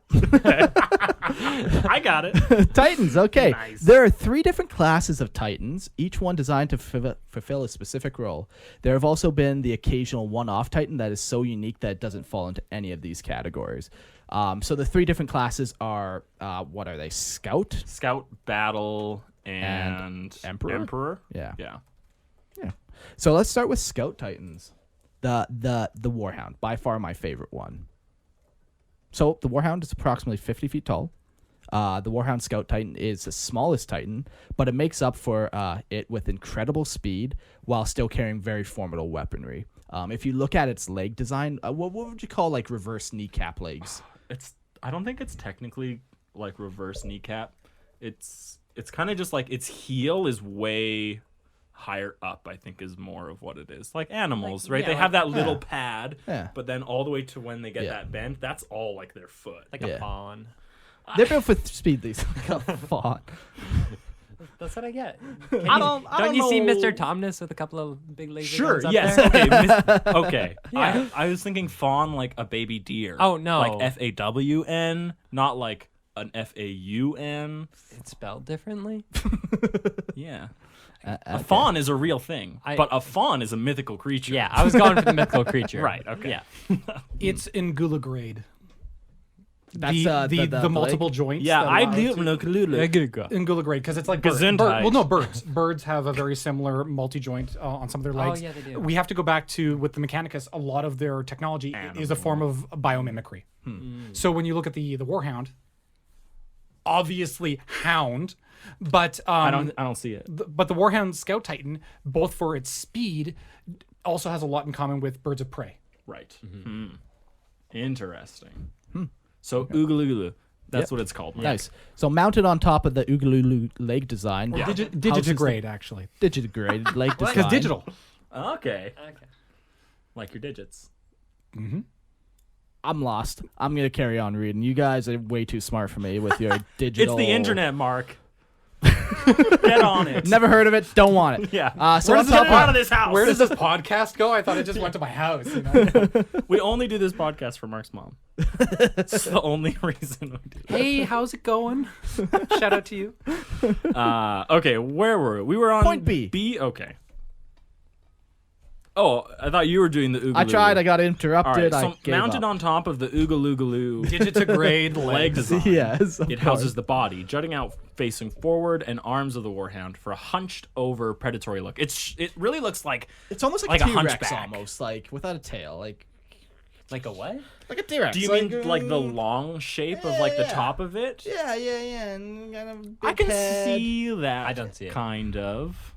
The big arms kind of ruin the T-Rex thing for me, and it's not like a. It's not like It a is dinosaur. kind of you know. It's not fully. It's like the robot okay. from Nintendo just mixed with Quasimodo. yeah, okay, that's better. Yeah, and some laser gun arms. Had a baby. Micah, I'm so glad that you're here. I Yeah. mean, I look at them and I see the face of it, and it's supposed to be a hound, Yeah. like, hence the model. But I do see a lot of that sort of quick moving bird of prey, but they hunt in packs. Ooh, So yes. there's a lot of, again, that, taking the best, most effective parts of nature that are responsible for supremacy in the animal kingdom. The Mechanicus loves to borrow those. Yeah. So the Warhound Titan are primarily designed to perform reconnaissance missions and terror raids deep behind enemy lines. They're super stealthy, 50-foot tall robots. I do like that description of them. Yeah. And they are the eyes and the ears of the Legion, and they'll range ahead of the other Titans and, do scans, send back information, be a part of flanking operations, all that kind of stuff. In major engagements, they prefer to operate on the flanks and seek out soft targets such as enemy infantry and battle tanks, against which their 2 hard points for Titan-grade weapons can cause immense damage. Yeah, so they just go around picking off just whatever they think is going to be kind of... Yeah. Feasible, manageable, yeah. Whatever they think that they can get away with, they're gonna do, because they really are just like a poke at the flank and a poke here and a poke Now, here. they are still incredibly threatening. Oh of yeah. a machine. Maybe that's poke is the wrong It's word. getting It's poked a by big like poke. Andre the Giant, you know? Right. It's, It's a poke is effectively just a kick in the spleen at that point. To put it in perspective, if it takes one of the Primarchs, Sanguinus, to rip one of these apart single-handedly, Sure. and otherwise it instills fear on the battlefront, you still have to account for the fact that they are fast, they are highly destructive, and if one of these things breaks through your flanks and you're busy trying to catch it on your left, or if it gets behind you, you're not paying attention to the Reaver or the Warlord. The Warlord that's coming at you taking from a the little front. bit longer, Yeah. but once it gets into range, you're toast. Yeah. They're nice. Absolutely. Yeah. Warhounds are also consummate ambush predators, where most Titan combat might take places at range of 5 kilometers or greater. Warhounds can lay in wait for their prey to come closer and engage them at point-blank range. This potentially allows them to defeat larger foes on their own, like a Reaver Battle Titan. That's a lot of words that I don't want to read there. But using surprise and smaller engine is more capable of killing a larger foe. So yeah, it will wait. It'll turn off all of its engines, and it can actually fire it up in like 20 seconds, and then just be able to pop out behind a wall. Because they're stealthy. We got to remember these are stealthy robots. So they'll pop out behind walls and just unleash their crazy weapons right into other Titans to eliminate. You're a platoon of chaos cultists. You're marching through the dark on this desert planet, and Desert planet. yeah, complete Flat. flat. Yeah. Is it a solid desert planet too? Like Well, it's so dark you can't see anything. You but have the no stars. idea. no idea. And then you just see like these 2 little lights come on, and then it stands and it gets bigger and bigger. Yeah. And then it charges you and just starts firing rapid fire. Like they're so quick. And I think that it's the opposite of what you see with like the Warlord. They are deceptively fast. And for one to clear across a battle, you see this in the book Mechanicum, how they're kind of like running up the flanks, and they're just super fun. And you can actually see how like the Ugulu leg design would actually Digitigrade? allow it to like fold down and actually like compress. Like you could see how Absolutely, that allows it to compress and actually pull off a stealth maneuver where it's just laying in wait. Yeah. Because it stands up at 50 feet tall or whatever, but it's not. It can go flat. yeah, it can go flat. It can go Flatter. flatter. Yes. Yeah. So while only protected by 2 void shields, the Warhound isn't impervious to the dangers of the battlefield and often has to pick and choose which engagements to become active in, which just reinforces its role of being a flanking unit, really. And the Princeps sits in the forward cockpit along with 2 Moderati who assist in piloting the Titan. The first functions as the driver and navigator, while the other commands the weapons and sensors. In turn, each one controls the Warhound's remote servitor slaves, which are hardwired into the war engine's weapons, void shield generators, and engineering systems. The final crew member is the tech priest, so this would be the Autocratorus guy, situated in the engine room behind the main cockpit, tasked with overseeing the smooth running of the Warhound's plasma reactor. So it's a very small crew, and it doesn't sound like anyone other than those 4 living beings are on it. It's just like, it's the Princeps, 2 Moderati, 2 Moderati, an Autocratorus, and then servitors. Yeah.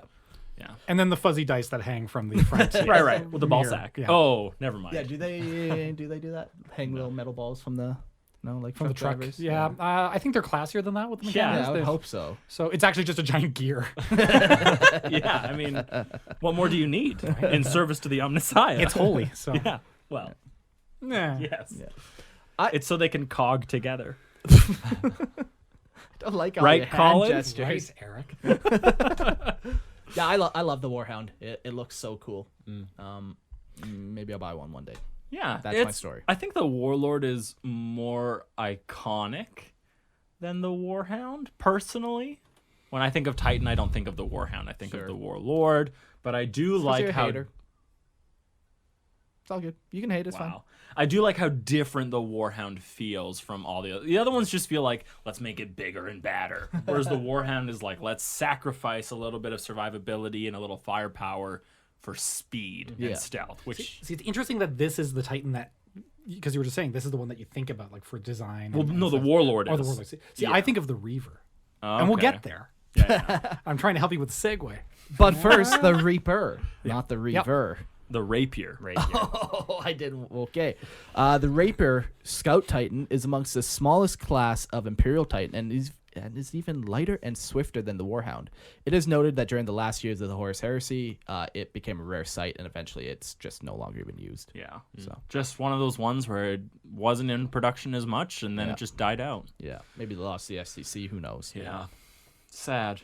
Really. So now those are the two Scout Titans. We move into the Battle Line Titan. So we'll start with, it's called the Punisher. The Punisher class Titan is a rare tri-legged pattern of Imperial Titan. And it was armed with twin Teslan accelerators with underslung plasma annihilators. So those are all words that we all are aware of what they mean. Sure, yeah. And we're not going to bother explaining No. it to the people who don't No, know. if you don't know what because a we Teslan obviously know accelerator- what Teslan is. Yeah. Okay? It's Tesla, With but the- different, Yeah. right? I have no idea what Teslan is. But it accelerates That's it. right. You better believe that it's accelerating stuff. Accelerate the shit out of it. Yeah. Okay, Colin, take it away, Reaver. Reaver. First, though, as we get one up on the screen for the people watching. Hey, Mark, how big are these? These are approximately 75 feet tall. Now, for the low price of several decades of construction and an entire continent's Worth of of resources. resources, Yeah. you too can have a Reaver Battle Titan. It's a medium, Comes with it comes with leather interior. leather interiors, 4 void shield generators, and a thick, well-sloped layer of adamantium. You know how many crew you can fit in this guy? Slap the hood. You do that, and a piece is actually going to fall off and crush you. Yeah, and detonate. I love these. These are some of my favorite just because of how alien they look, but it's because of the when they were designed by the Mechanicus. These are actually one of the oldest patterns of Titan. Hence, they're very pragmatic, but very It's very bug. It makes me think of a bug face. It is. It's minimalist. Yeah. It's. They were just trying to obviously get something walking that could plow through enemy fronts. But again, with the rest of that, they have 3 weapon systems. It really looks like a knight. The more I look at the hip joints and the arm, the shoulder joints right there, even that like the carapace pieces on them look very, very similar. That's to your knights. connective tissue because the knights, Titans were built for the feudal worlds, Right. for things other than combat, Right.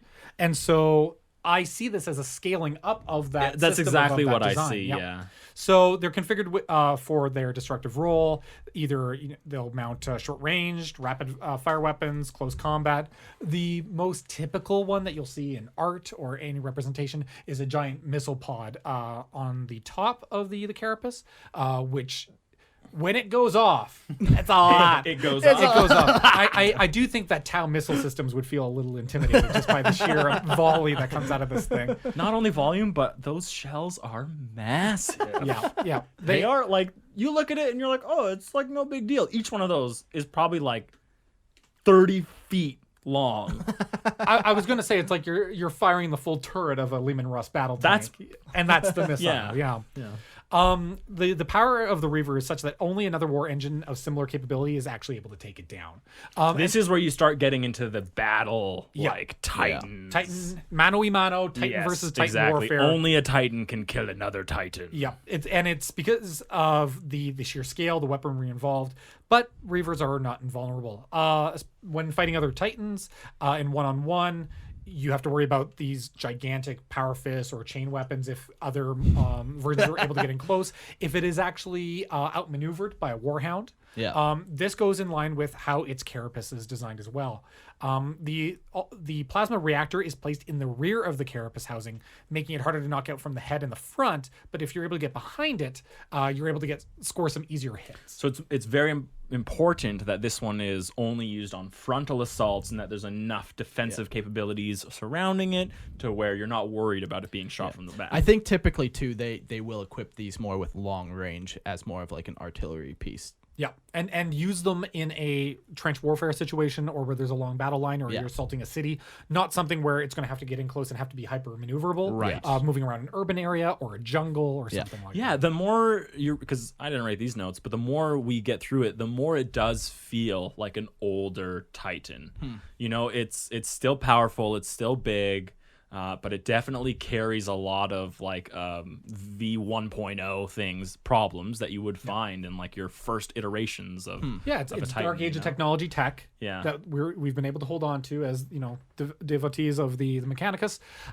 You don't want to build on perfection though. It does its job well. Tell that to Call. Yeah. Tell that to Gilliman.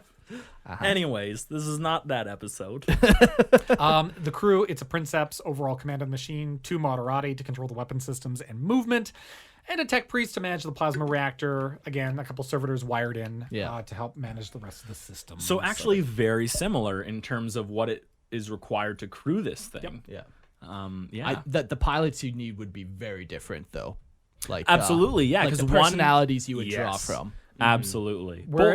Sorry, go ahead. Yeah, well, both just have to be able to withstand the fact that they're linking. Yeah. But one is going to act very differently in a Reaver versus a Warhound. I think that's an important distinction to make, is that the pilot's personality with what they're trying to link with will really affect it a lot, you know? Yeah. There are some assumptions. Again, where's the biomimicry angle that you could find in most Mechanicus tech? With the Warhound, it's the dog, but a bit of a connection with birds, with the double leg joints, its aggressive nature. The Reaver is kind of a scorpion.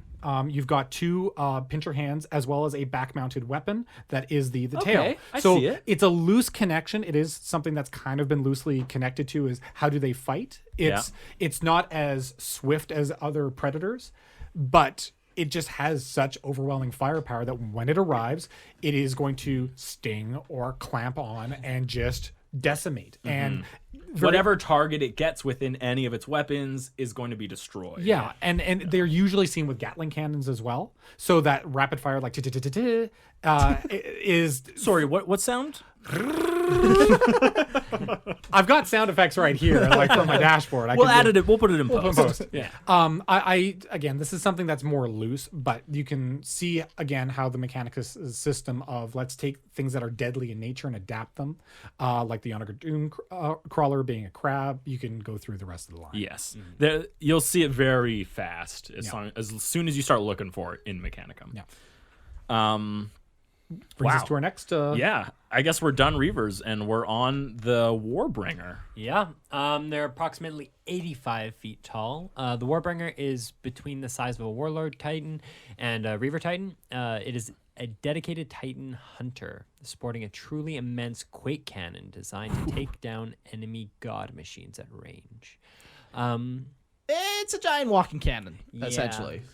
It's Reaver 2.0, really. It's a step towards the Warlord design. Yeah. You still see that scorpion, Yep. though. Yeah. The armor has really changed, but the hip joints are very similar, and I'm assuming the shoulder joints are very, very similar. But more armor. the back and top has been severely changed, and the head has been dropped quite a bit. I do like that there's a rampart as well that crew are able to walk Yeah, around yeah. and shoot from. Yeah. It's more of a walking rook battle or station. a castle. Yeah. And the head dropping down to the center is kind of a step closer to that Warlord. Yes, Titan yeah. feel. And it looks much more heavily armored, and that definitely comes into play when it's fighting other Other- Titans. yeah. They were used during the Great Crusade against various Titan scale Xenos constructs. The Warbringer came into its own during the Horus Heresy as a Titan war became commonplace. That's just You don't Sad. want Oh, that. God, that's sad. So the main weapon of the Warbringer is its carapace-mounted quake cannon, which is capable of transforming anything it hits into a white-hot crater. This artillery weapon features a revolver-style loading mechanism. What? So Yep. And is crewed by a spotter and a loader. Besides this, the Warbringer is equipped with 2 shoulder-mounted anti-aircraft autocannon arrays, and also it has 2 arm weapons as well. Which are sufficiently large in their own right. Yeah, they are all big guns. Yeah. Big guns. The weakness for the Reaver was where its plasma reactor was in relation to its front armor. It had a weak back. Weakness for this one is actually the top. If you're able to get a aerial bombardment on top of it, you're able to get through its armor a lot easier.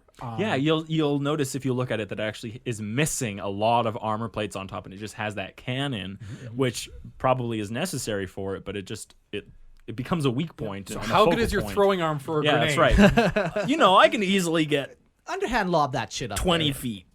You got 2 guys playing volleyball with right. just like bounce it up. And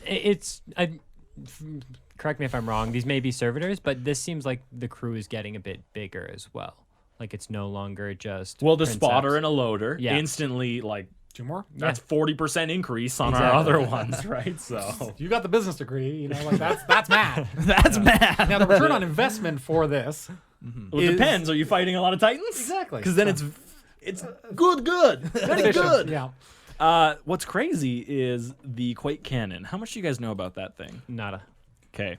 The quake cannon, in each piece of artillery, there exists a chunk of a planet that has been exterminatus. Oh my god. It's symbolic. Yeah, Yeah, that's that's just sending a nice. message. You say it's symbolic, but in the description of the weapon, it talks about how it unleashes the quake fury of the planet that was destroyed. It's obviously symbolic, but it's equal ridiculous. Nice. Yeah. So quake cannons are also on Bane swords. The Bane blade. Sure, variant. yeah. Just not as big as this. Right, yes. The very similar gun, exactly similar gun, just scaled down to fit on the other heavy weapons. Now, It can shoot with an acceptable accuracy of 24 kilometers. 24 kilometers, this yeah. gun. So that's nice. Acceptable accuracy is a key word there, Yeah, because yeah. that's pretty crazy. Yeah. 24 kilometers. You die before you even know something was close to you. See, that's how it sneaks up on you. That's right. He does it from 24 kilometers away. Someone scratched on the artillery shell. Boo. Yeah, quake cannons. Odd. or odd. 14.9 miles. For our international Sure. audience. Yes. For our American audience. Yeah. Okay. Where are we at now? Moving on to the warlord. Ooh, warlord. Okay.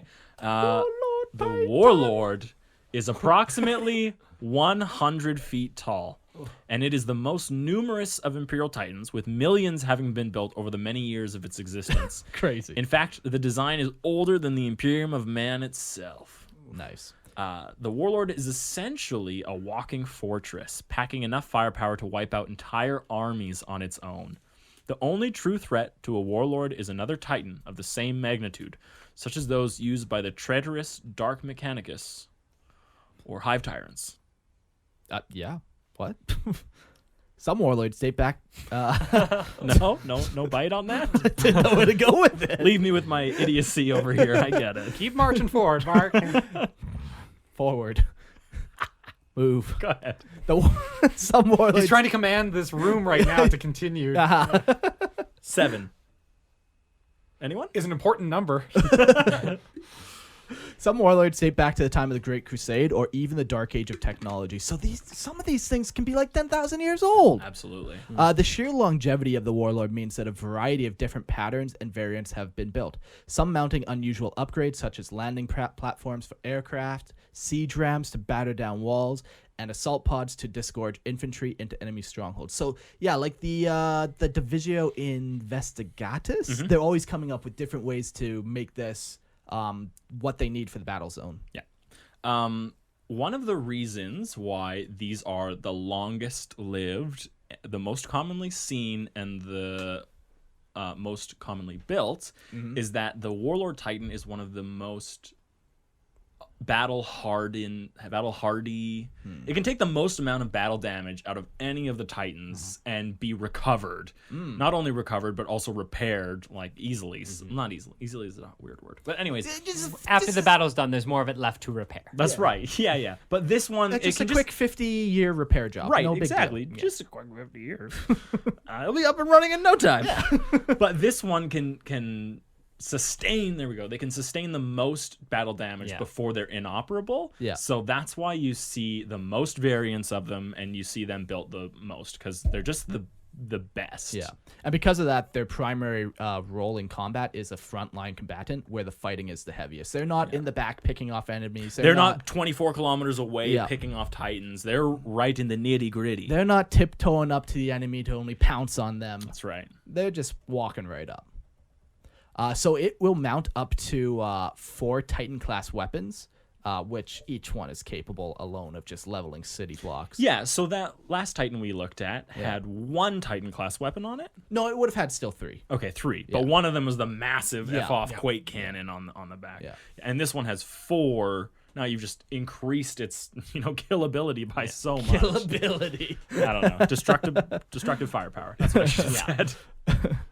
It's also protected by a bunch of void shields, 6 of them. 6 of them? Yeah. Which will intercept enemy fire. So that also really helps. Void shields are awesome. Have we ever talked about void shields? No, I have them in the notes, so here. Okay, cool. Well, let's keep doing warlords then. Yeah, carry on. Oh, you want me to carry on? Oh, I lost my place. The Warlord Titan is equipped with powerful heavy-duty Auspex equipment meant to allow it to locate targets within the most hellish and inhospitable conditions. Everything from radar scans and echolocators to spectrographic sensors and electromagnetic detectors are used to paint an accurate picture of the surrounding terrain and the location of enemy forces. A Warlord can get an accurate target lock based on heat signatures, seismic activity, motor noise, communication signals, even falling masonry knocked over by foes attempting to flee the War God's wrath. A Warlord's oral phones are sensitive enough to locate the distinct wailing made by void shields operating in a high static environment while in the middle of a sandstorm. Yeah, that's pretty cool. Yeah. That's oddly specific. Yeah. that's some delicate hearing. Yeah, I think these just are very finely tuned machines. Yeah. Everything, they have so much data. They've got everything working to like perfection in this Titan, I think. So One thing we also haven't mentioned that's part of its arsenal is the Titan horn. Ooh, yes. Mark, do you want to talk a little bit about that? Like what feeling does that evoke in you? Ooh, terror, dread, fear, anxiousness. All great emotions to have as an enemy of the Titan. Yeah. No, it's one of the coolest sounding things ever. I remember just hearing a clip of it. I wonder if I can find one here. Keep talking. So the as Mark looks it up, the Warlord Titan horn is actually a weapon of itself. It's an intimidation device. right. You hear this. It is kind of like the birth child of a whale song and a foghorn from a large ship. Okay. It is Is that not more I okay. didn't So get the dread. you know, I didn't Whales put it scare in me, that time. man. Yeah. They freak it's me more. out. So that is more of the communicative ability. The second one is more of the just this deep, rumbling horn sound that is old. It is intimidating, and it carries a gravitas to it, It's like when the air raid sirens would go off Yeah. and the terror that you'd get listening to air raids and running for shelter. That's what this thing is trying to evoke in it, is the terror of your imminent doom. You're hoping you're wearing brown pants. Yeah. There's a lot to be said about that too. The air raid siren and our human history and that sound and fear Absolutely, in World War yeah. II and again the game comes from England, and for our British listeners, and you look into your cultural history, and then you get the Titan, which is that sound that's been repurposed for this machine. That it is the grim specter of death. And before you see it, you'll hear it. Yeah. Absolutely, yeah. And that is a great thing to turn Chaos Cultists to say, maybe jelly. we're going to get out of here. We're going to break rank. Yeah. maybe today's not the day we foment an insurrection. I know we fomented quite a bit already, but let's just put a halt. Mayhaps tomorrow. Yeah. Mayhaps. After a good rest, maybe. Princeps, make sure they don't leave. The other one says, let them go. So the command crew of the Warlord consists of the Princeps, several Moderati, so 2 of them, not several, but yeah, same number. So 2, yeah, okay. Yeah, and they're housed in the armored head of the Titan. Other members of the crew include the Tech Priest, housed in the secluded alcove in the back of the cockpit, and an engine seer who monitors the machinery in the belly of the Titan. Like other Titans, the Warlord is equipped with servitors who are slave to individual weapon systems. So even in this one, still only like a handful of humans to operate the majority of that machine. Yeah. Crew caps out at about 12, which is also a significant number for the Mechanicus. 12, the amount of spikes on the cog. Oh, okay. Right. So Okay. One for every Month day of the year. Oh, yeah. each prime mover of the motive force within the machine. So. Each Primarch. Of Not what I said. the legions, because we're Right. talking about... Yeah. Yes. Imperium, right? Yeah. Yeah. Prime orc. Different sort of Titan. Different Titan. Yeah. Yeah, the Warlord, it's awesome. It's cool. I love that is the primary battle Titan. Like, the Warhounds are sweet, but they're rare. Rarer than the Warlord. Which is interesting. Yeah, it's weird. It's weird that Yeah, they're just... they're so good. I think this honestly just comes back to the fact that it's must be really easy to swap out platforms on it to add in other things, and it can just take so much damage and still only operates with a pretty minimal crew. Yeah, and that if- it's just, why would we make anything other than this? And you especially know? if Princeps are rare, like, you going to throw them in a small Titan or a big Titan? Yeah. Yeah, It's absolutely. going and going And and going. going. The next one we got is called the Siege Titan. So the Siege Titan is amongst the largest class of Imperial Titans, being larger and heavier than a Warlord, and it is designed specifically to tear down enemy fortifications. The Titan's hand armaments are disruption field covered wrecking ball and a multi-headed drill. And one can only imagine that, okay, if you've ever seen Pacific Rim, you've seen that one massive robot with the ball that just like shoots out on a chain yeah. and it can come all the way back. That's pretty much exactly what I picture Except when I it has a hear... disruption field. Right. So You know what? Let me correct that. Let him dream. What I see is a ball and a chain and then disruption fields covering all of it. So no matter what it hits, it just is like butter. Yeah, like what's the point of it having all this mass behind it when it doesn't need it? It pushes it out of the way. Yeah, exactly. And if that wasn't enough, it has a multi-headed drill. So that's nice. If you really want to get that wall down. I imagine that Titan just stepping on another Titan and just drilling Oh, right right through the body. Yeah, they're big. They're nice. They're fun. I wish there was more information. Yeah, but that's all we got. That's all we got. And then the last thing we're going to talk about in the Battle Titan class are Carnivore and Mirage. And those are 2 more types of Titans. We just have no information about them aside the fact that They have been named. they are named Carnivore and Mirage. Yeah, they might even be a class too of a warlord or a reaver. Yeah, like they might even just be like a specific design. yeah. Who knows? But nothing. We know nothing. we know. We just know nothing. that they're a Battle Titan. And then now getting to the third and final class, the Emperor Titans. Standing over 160 feet tall, Emperor Titans are immense, mobile fortresses, mounting veritable arsenals of weaponry, protected by void shield generators and armor so thick an Emperor Titan would not be out of place on a planetary defense installation. That's nice. That's what you want. Emperor Titans are amongst the largest mobile battle units that can be deployed on a planet's surface. It forms a vital role, employed against the most formidable and overtly powerful enemies, providing massive destructive and directed firepower. Emperor Titans employ the same technologies as other Titans, but on a massive scale, relying on huge plasma reactors to supply their colossal requirements. So just one thing to keep in mind, yeah, like the Warlord's like 100 feet tall. These things are 160 feet tall. They're fucking big. Yeah, they're massive. It's like... just the crazy thing is that this is what's on those Divisio Mandati temple craft. Sure, yeah. It's not warlords that they have. It's all Emperor Titans.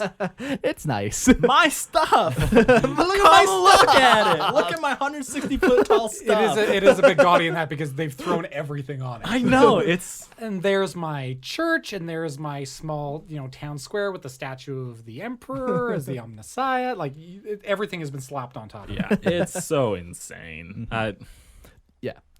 The most noteworthy feature of the Emperor is the fortified castle-like structure, which occupies the entire upper half of the Titans, sporting ornate features like spired towers, stained glass viewing portals, because you gotta have some stained glass windows. Naturally.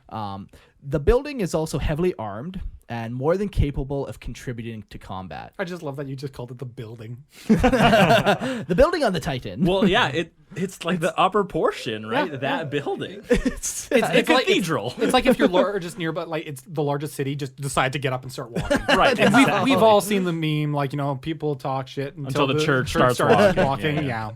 This is pretty much truth. Yep. Yeah, that's nice. What were we talking about? Just castles, we like stained glass castle windows Oh, and Titans. actually, I had something to say about stained glass. Okay. Okay, it's not stained glass. What is There's no way it's stained glass. Oh yeah, glass. it wouldn't be glass. There's no way it's Yeah. glass. Why? Because Every step. one bullet fired out of that thing would shatter every single piece of glass in Yeah, but that. it's 4 foot thick glass. No, it's not glass. It's obviously some sort of Yeah. plexi accompaniment. Synthetic, Yeah. future. Promethium glass or something like that. Who knows? Ah.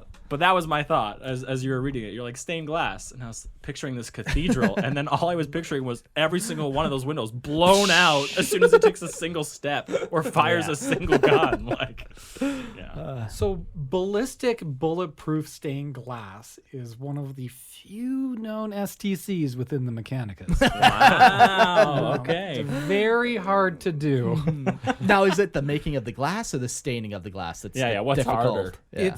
It depends on how deep. The color that Very deep. 3.5-inch minimum for bulletproof. Okay, so let's put it this way: no burglars are gonna get through it.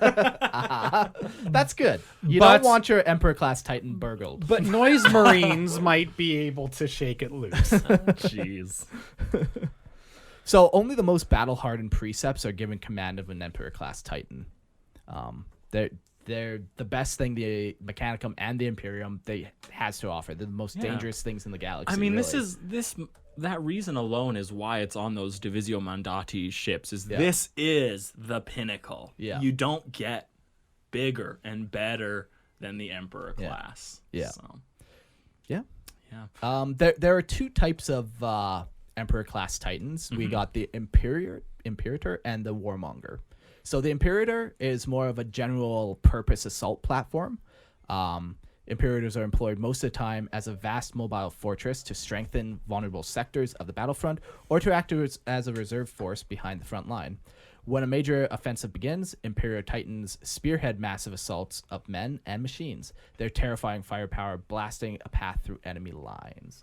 Yeah, so they're kind of just the general purpose, all around, kind of nice, good thing. The one fun thing about these guys, though, is while they're walking into enemy combat, they actually have legs that are fortifications Sure. that are filled with a bunch of guys. So as it walks forward, they unleash the legs, and hundreds of men come rushing out into battle. I don't know what they're going to do compared to what the warlord already did, but they're there. Sure. They're a thing. They're saying a hurrah. they just leave. Hurrah! Yeah. Huzzah! We are clearly the best men. Yeah. Yeah. And then the other one we have is the Warmonger. Oh, before that, the most famous Imperator, because you were just talking about turning it, we've got it. Yeah. Is the Dies Irae. It's in Graham McNeil's series of books within the Horus Heresy. Yeah, it's mentioned a bunch of times even throughout the whole series. Yeah, I think. This is kind of like your like if you want to talk about bad Imperator Titans, that's the one. Yeah. Sorry. Bad as in Evil. Not bad as in not good. Yeah. No, highly efficient. Highly efficient. Well, if there's anything I know, is the efficiency matters in 40K. It does, yes. Why are they putting so much work onto painting this thing? It's just gonna get efficient. It's efficient. That's right. Yeah. Do you not know that colors mean things? Come on, we gotta paint it. Does the red Titan go faster, Mark? It does if the orcs think so. Sucks to be them. It's closing in. The Warmonger. Yes. So it's a dedicated fire support unit, advanced fire controls, targeting systems, a very pragmatic Titan. In battle, it's usually held back to provide long-range support. Devastating salvos of long-range weaponry. I personally prefer the Imperator myself. Yeah, the Warmonger seems way more savage, way more like, let me like grind in here and just blow you to bits. Whereas the Imperator, it even in its name, it just sounds like it's special. It's dignified. Yeah, it's a little classy. You know, you want a little classy in your Titan. Yeah, one is a despoiler of mankind and wrecks everything it sees. Yeah. The other one's like at least going to show up in a suit and a tie. That's right. While it does, While that. it does, it's classy. Everybody loves a little classy Titan killing. Oh my god. Yeah. After the Warmonger, do you want to talk about the Psy? Yeah, we have the Psy-Titans, Ken. yeah. They are a specialized class of Titan, and they are the most rare and most feared Titans of all. Dun dun dun. So rare, I've never seen one. They're gorgeous. In person? Mm-hmm. Me neither. Me Have you seen neither. one? No, I have not. Mark, have you seen one? 7. Oh, well. 1 in 4 has seen. Wow. Put that statistic down. 1 in 4 men have seen. 1 in 4 podcasters have seen a Psy-Titan.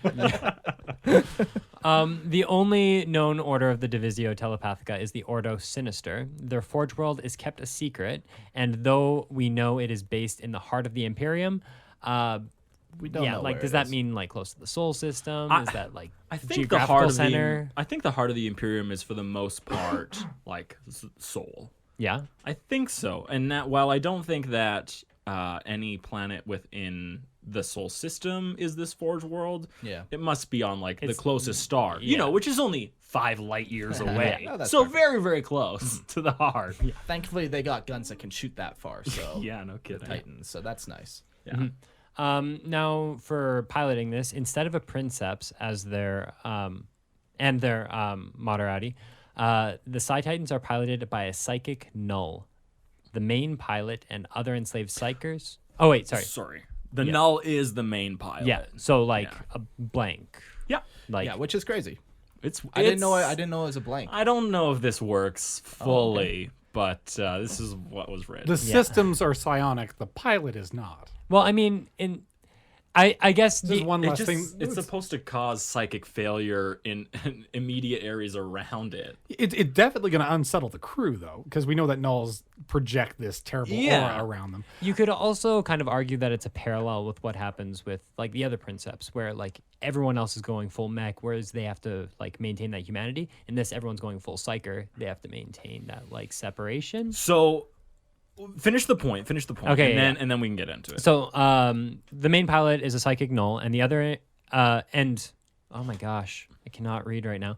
And other enslaved psychers to feed it. These psychers are doomed to die within the Titan, feeding it their power to be wielded by the null. That's nice. Okay, so a null is a blank. It's a Yeah. pariah, a psychic blank, a null, a psychic blank zone, however you want to say it. But there's someone where they actually disrupt warp energies around it. So much to the point where a null who has what's it called when one of your genetics, it's like the active and the other one is the Recessive. Dormant? Yes. Sorry. Recessive and dominant. Dominant, yeah. Okay, so a psychic null has like a dominant pariah gene where they are everything around them actively, like you feel like you're in the presence of something terrible Yeah. when you're around it, and like warp connections just don't work when you're around it. So how does this psychic null pilot this Titan while the people right beside him are constantly in connection with the warp and feeding warp energies into the Titan? I don't know. I can give an in-universe answer. Yeah, that's what I'm looking for. Is Okay. The warp. So in Yeah. Magic. in the Eisenhorn series, later on, he ends up with a blank, who's basically a companion that he travels with and stuff. He uses and his then- shield, right? Yeah, but later on, she ends up getting a piece of tech or something that helps her like control it to a certain extent. Okay. And so, and it's stressed that it's like he's an inquisitor, he has like access to the best tech possible and stuff like that. But could argue that maybe there's some type of tech similar to that in this.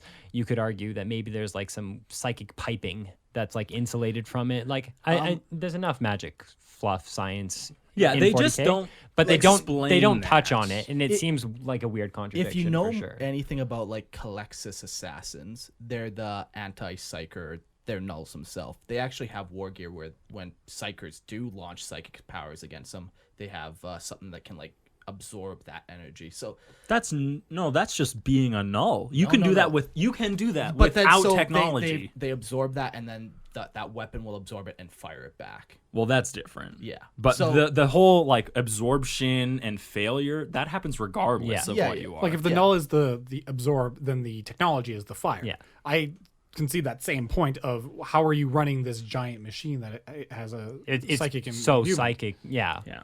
I would argue that, they probably have some type of tech that allows them to dampen or control that null space around them. In that being the case, I wonder if you're dampening your entire ability to not be affected by warp energies, then what is the purpose of actually being inside of this thing? Maybe, so then I could argue that, it's to avoid being overcome by the warp. But you're dampening this Possibly. ability so the warp energies But still work around you. Dampening might be the wrong term, maybe focusing. So like, I believe that it was Eisenhorn or somebody else. They would like constantly hearing voices, and so then there's like, That's me. I'm it might actually be Ravenor series. It doesn't- But someone anyway, is hearing voices. Inquisitor, somebody's hearing voices, and then this person's able to like dampen it and stuff like that. And then at one point, like he has to do some stuff, and so then they turn it off, and then he's just like flooded with all of these voices for like all across the city, and it's like painful to him. But This is a psyker? yeah, a psyker, and so then the blank kind of turns off the or engages the dampening stuff, so that this person like hears like thousands and thousands of voices all across the city, like crying out, and it's Oh, it's Superman. Is it?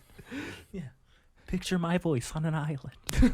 I just recently watched Fantasy. Anyways, I feel like you've just recently watched every movie. it's though, true. sometimes. COVID's been great to me. It just feels like the null is kind of shoehorned in there. And I like the idea of a null being part of it because they would be immune to whatever terrible things might happen in that cockpit while these psychers are feeding the power thing. But I wish it was explained better. Yeah. It doesn't help that they're from one of the most secret orders of the all the Titans. So I would like to. It just based on what I know about nulls and what I know about the warp and how it acts, I just don't really see these working in concert with each other without some other explanation. As what they've given me, I just don't think it works. Yeah, that's fair. I'm not saying it doesn't. I'm just saying I lack the information that they seem to have. like they don't have enough like filler fluff to make that specific thing work. And we know like a lot of things about And a lot it'd of be I'm stuff. nice still if telling they you just that added a the couple key to extra this, to understanding this, is the Colexis assassin and that war gear that he has. It works pretty much the exact same way. What's this piece of war gear called? Animus speculum. I can read it They all. don't say that. They don't have that. They don't say that. They say what they have is the Siricrux anima. No, I'm not saying it's the exact same thing, but they literally have nulls that use psychic powers that absorb stuff and shoot it back out at. That's not what this null is doing, though. Well, it's Yeah, it absorbing the essentially stuff is. from the No. psychers inside. No, it's and not. then- Well, let's finish reading this whole thing before we argue over nothing. I'm not arguing. I just said I don't think it makes sense. yeah. Finish reading all these points. Well, Then. the enslaved psychers are the batteries for Yeah. the Yes. Siricrux. Yes. So then instead of it But being the null is not the Siricrux. No, but what Mark's saying about the again, it's a focusing iris. It's the Why does it work when a null is standing right next to it? You cannot access the warp with a null next to you. Because the helmet also can. are they Should I inside read this a, all a out to you? tank? Are they in a like? Is that styrofoam between them that prevents the psychic null's field? Because we know there are ways to prevent, even a null. I having would an effect on a love psychic. for them to explain that. Well, guess what? It's a secret. You can't know, Eric. And frankly, I am upset that you would think that you could even delve into the What makes secrets you think of you my beloved deserve it? Adeptus Mechanicus. I don't. Take I a seat. We're gonna move on to the next Titan. Actually, I think we're still on the same time. Yeah, I feel like I Barely haven't got even through learned anything I'll about it. backpedal. Please continue. Okay, let's see. We're on point 4. We're on point 4. Okay. The main difference in the structure of Psy-Titans is their use of a highly forbidden piece of Dark Age technology Highly forbidden, not given to Collectus assassins. called the Crux Anima. It greatly amplifies psychic activity. It also acts as a focus of psychic power for the bound psychers within it. This allows the Titan to unleash psychophenomena on a truly unprecedented scale. Think like a Titan weapon, how much devastation that does and deals. Now just that only psychic. Add a sprinkle of warp to that. like just massive scale. It like covers entire battlefields in waves of preternatural psychokinetics. Are the pieces of the world that you're shooting not doing enough damage? Are your quake cannons not quakey enough? Psychically imbue it and watch it completely rip tectonic plates off into space. Yeah, it's just like mad. It's ridiculous, and it leeches life in the immediate area and can reverse damage to the Titan itself. So all the Secutarii that are running behind it just see like all the plants wilting as they go along. Yeah, but not just plants, people, things. The Secutarii themselves. Yeah, like it's really crazy. I love how the way they describe how it acts, like the soaking the battlefield in an aura of fear, and you just have no idea why. Maybe you didn't hear the horn. Yeah. Maybe you didn't feel the ground shake or anything. Yeah, maybe you were completely deaf. Yeah. Couldn't feel the tremors. I'm a heavy sleeper. Okay. But for some reason, just this cloud of fear covers an area around this. Psychokinetics, so things just start moving of their own accord. You just think you're being haunted, and then leeching life. People just start aging and dying around you, like for no reason. This is humanity, ladies and gentlemen. This is Dark Age of technology, like where humanity conquered the stars. This is how you do it. When there's a strong union between tech and our psychic potential, and we're making the galaxy cow before humans' unwavering ability to think that they are the most important species. Their divine right to rule the stars. Yeah. Well, according to the This Emperor. is why we're scary. That's to other races. You know? And then the craziest thing, though, that they describe this doing is temporally reversing damage to the Titan itself. They're literally, like, it's not healing it like how the Emperor did on Mount Olympus. It's reversing time. And how exactly did that work? Warp magics. Okay. The Emperor Well, he is said machine not a heal null, thyself. so- The machine healed itself. He said machine be healed, and it was what more are you looking for? Well, the original Mark? translation was healed thyself. So it wasn't him acting it, it was him willing it to heal itself. Right. Look, if you go back to the original translation, Eric, you're gonna find. I'm just saying that we have to examine it in the context of the era that it was written. Yeah, but who has the degree in High Gothic here? None of What do us you have? do. Yeah, I know you studied Latin, but who actually finished the course? In ancient Martian writings, we can clearly see that the hieroglyph is meant to be upside down, therefore completely reversing the entire thing of what you're trying to say. Yeah, but which crater do you find the text in? It had to have The been the one from the 13th. Northern Hemisphere. The 12th crater. Well, 12th is a very important number, Eric. Of course, there's 12 little teeth on the damn it. I can't go as far as you can. But anyways, reverses time to heal itself. That's so cool. That is mind-boggling. Time comes up very, very not often. Yeah. It's very rare to find things of time in 40K. But this is one of the few where I'm like, I'm for it. If there's just a bubble of like time around this thing and it can just reverse it, that's so cool. That's nice. Okay. Whew. This is a very exciting episode. Yeah. I'm getting into it. Okay. I'll read the next one. It's got some big words. But the greatest effect is when the anima, because this is all powered by the Crux anima. Yeah. But the greatest effect is when the anima focuses its psychic power that it's gathered from the bound psychers and amplified through its dark technology. When it focuses it through the Sinistra Manus Tenebrae, or the Psy Cannon. Ooh. So, focusing the powers of the bound psychers on board, the Psy Cannon fires a beam that appears as a dark, faintly visible energy projectile that passes through less insubstantial targets until it encounters sufficient mass. It then rends open a hole in reality to the Empyrean, and warp energies begin to sunder and rip the target apart. Nice. It's just this beam of destruction. a beam of warp energy. Yeah, it's effectively what it is. Yeah. But the interesting thing to note is that it doesn't draw its powers directly from the warp. It goes through the psychers. And that's very important because it inevitably means that when you draw that much power through any kind of living conduit, they die. No. And that's a sad day when you lose a psyker. How many psychers did we lose this battle? Fired the cannon 14 times. Yeah, exactly. So I'd fired it 14 more if I had to. This weapon is described as the most feared of all the Imperium's creations, which says a lot because they've created some truly devastating firepower. The Ordinatus is that probably level, or there's a play between the two depending on whether it's Majoris or Minoris. But I Yeah. definitely could see them pulling this off, slapping it on top of treads and saying, let's roll this out there. Or maybe it came from that. Who knows? The weird thing is also that Titans are described as the pinnacle of Mechanicum creation, but I had always assumed that the Ordinatus would be higher. It's not, and the reason for that is that the Titans they can be situational for combat, whereas Ordinatus are developed for a single purpose. So that mono purpose means that although they are very insanely good at that one thing that they do, That's all they do. That's all that they do. Yeah, that's fair. But yeah, anyways, I agree that whatever weaponry you find on an Ordinatus, it would probably be very comparable to this, if not as powerful. The only drawback to this weapon is that it does most likely kill any of the psychers that are bound to it. Not the null, because obviously he's a null and he can't be affected by psychic things.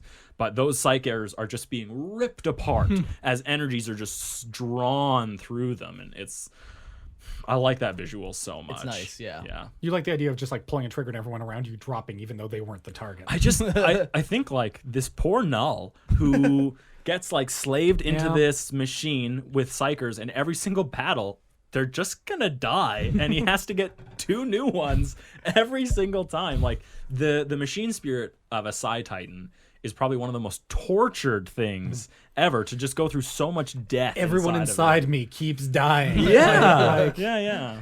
At some point, it either becomes very aloof to the individuals that come to reside within its frame, or it's probably gone through a lot of trauma of the people who've been there for a long time. And then what does that do with the null that it builds a relationship with? Yeah. Like, how codependent do those two become? Has anyone ever read Live Ship Traders? No. Never even heard of it. Sad. Is it a movie? Because if it was a movie, I think you would have seen it. It's not a movie, actually. If anyone out there knows Live Ship Traders, this makes me think of Paragon. Paragon. Of course, yeah. Oh, yeah.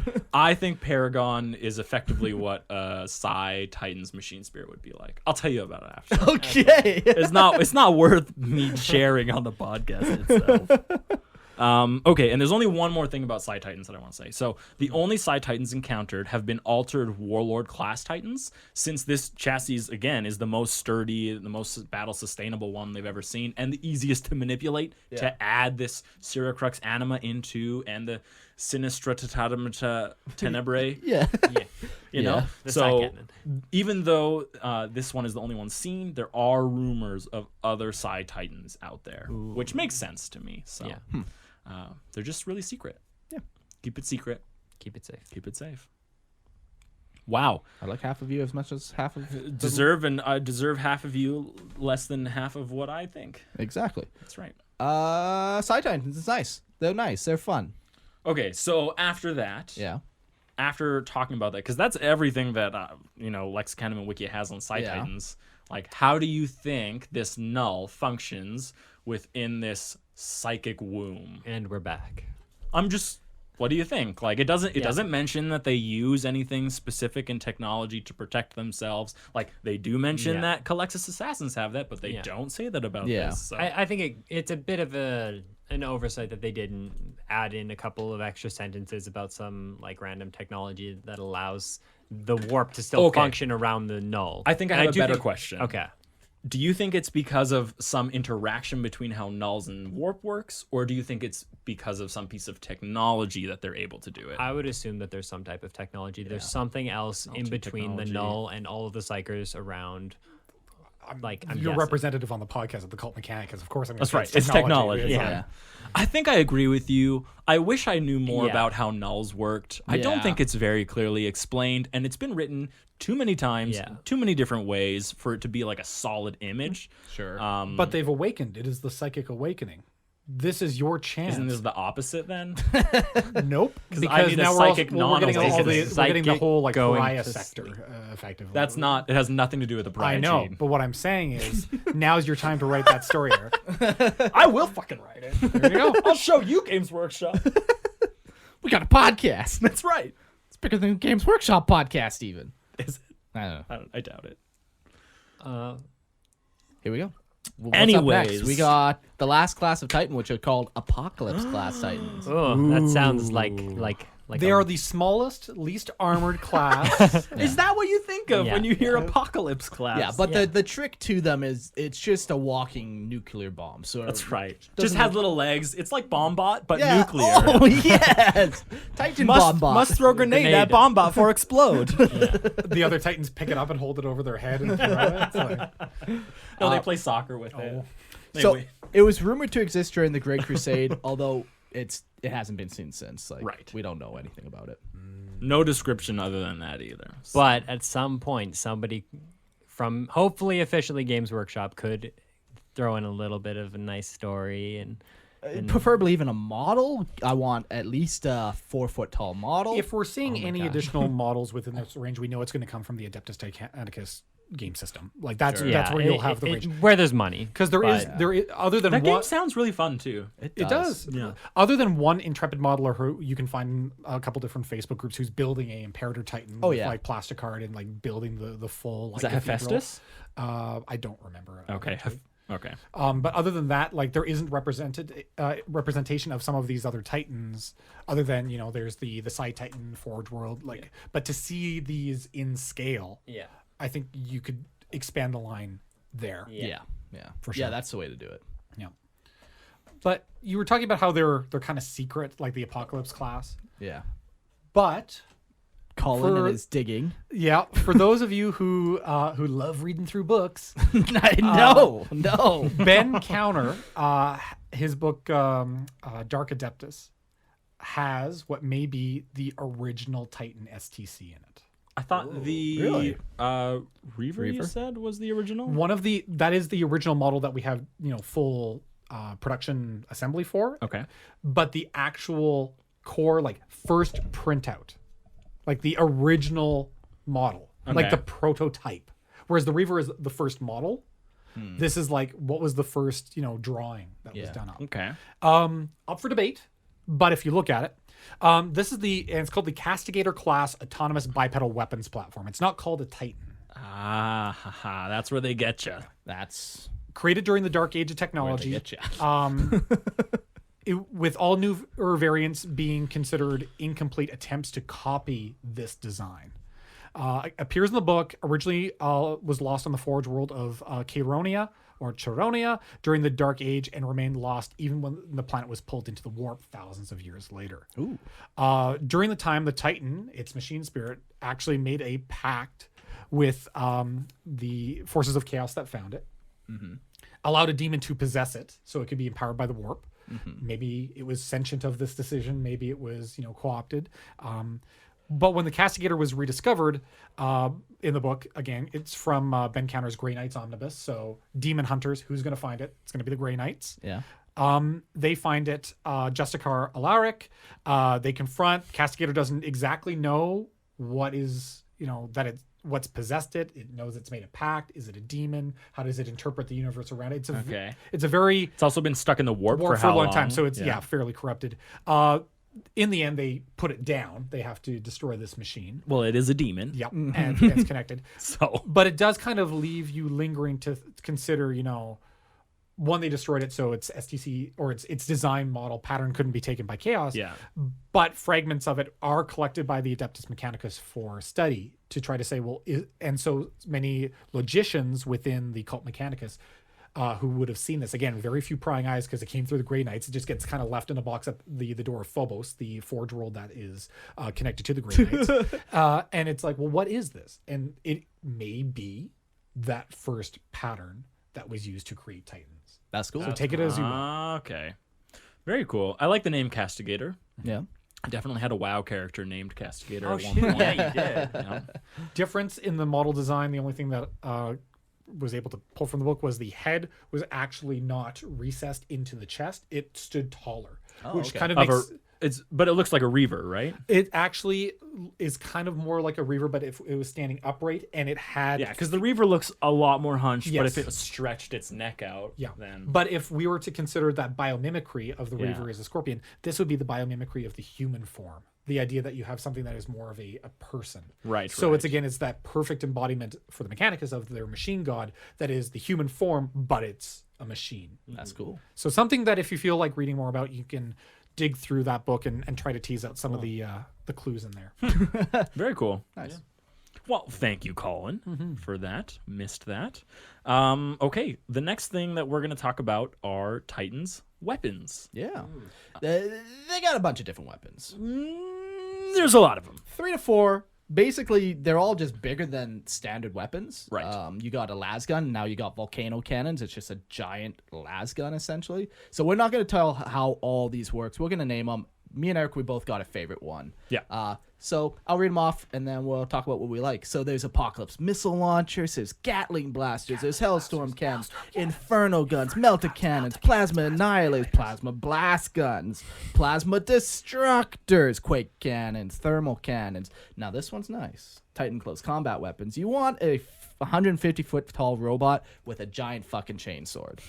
That's Or what you need. A wrecking ball with Or a disruption wrecking fields. ball. Or siege drill. Or a fucking giant fist that Or will a just pick up fist. tanks and throw them. You Yeah. know, whatever. It's nice. You're going to want one. It's your Titan. Do whatever you want with it. Titan Vortex missiles, warp missiles, turbo laser destructors, volcano cannons, Vulcan mega bolters, and that's You know what to this just name a reminded few. me? It's like this just reminded me of they've got Allen wrenches, gerbil feeders, toilet seats, electric heaters, trash compactors, news tractor, shower rods, and water meters, walkie-talkies, copper wires, safety goggles, radio jets. Which ones do you like? I'm the not most? ashamed of you. Thank you. Thank you. I picked out of my favorite of this was the warp missiles. Because they had the word warp in it. And I was Yeah, like, they well, click. what the fuck? So these missiles travel through the warp to reach their target. So they literally, like, they get shot out of their Weapon system. weapon yeah. system, yeah, and then they just disappear. And then they Just come out on the other side and they hit, right? Yeah, so they just use it to bypass like void shields, particularly effective armor. You know, if the thing you're trying to shoot is 10 kilometers underground, maybe. Sure, yeah, you can Behind a void bypass- shield? You can, behind a void shield as well. Yeah, you can bypass that. So, Does it strike you, though, that because there are also other entities that live within the warp. Like, heaven forbid you're that warp whale or whatever. Yeah. That's just like kind of like this missile just comes into the warp, blows it up. I think you're thinking of a void whale. Okay. Yes, which is not a warp being. But don't worry, Colin. With the warp, it's possible that They're warp gonna die missile anyway. that you shot, sure you shot it over there, it actually got launched into space and killed that. and kill the void Yeah, whale. sure. Yeah. Warp is Fine, it was a unpredictable. UVOP. I don't care. And then Yeah. flavor, just a really bad day. It was in the warp. Some missile comes in. And heaven forbid you're the crew that shot that. Going, where did it go?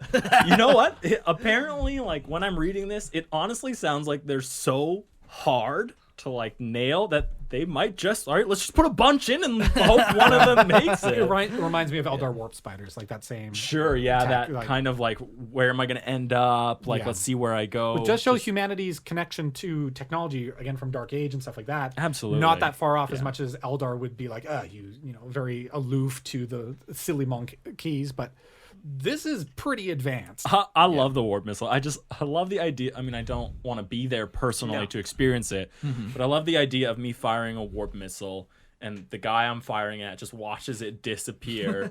And then Oh, that he's was like, lucky. yeah, he's in his cockpit, and he's like, sucker. And then literally next to him, a warhead materializes and blows his Titan to bits. Like, I like thinking like that. Yeah, the warp missiles are crazy. It's wild.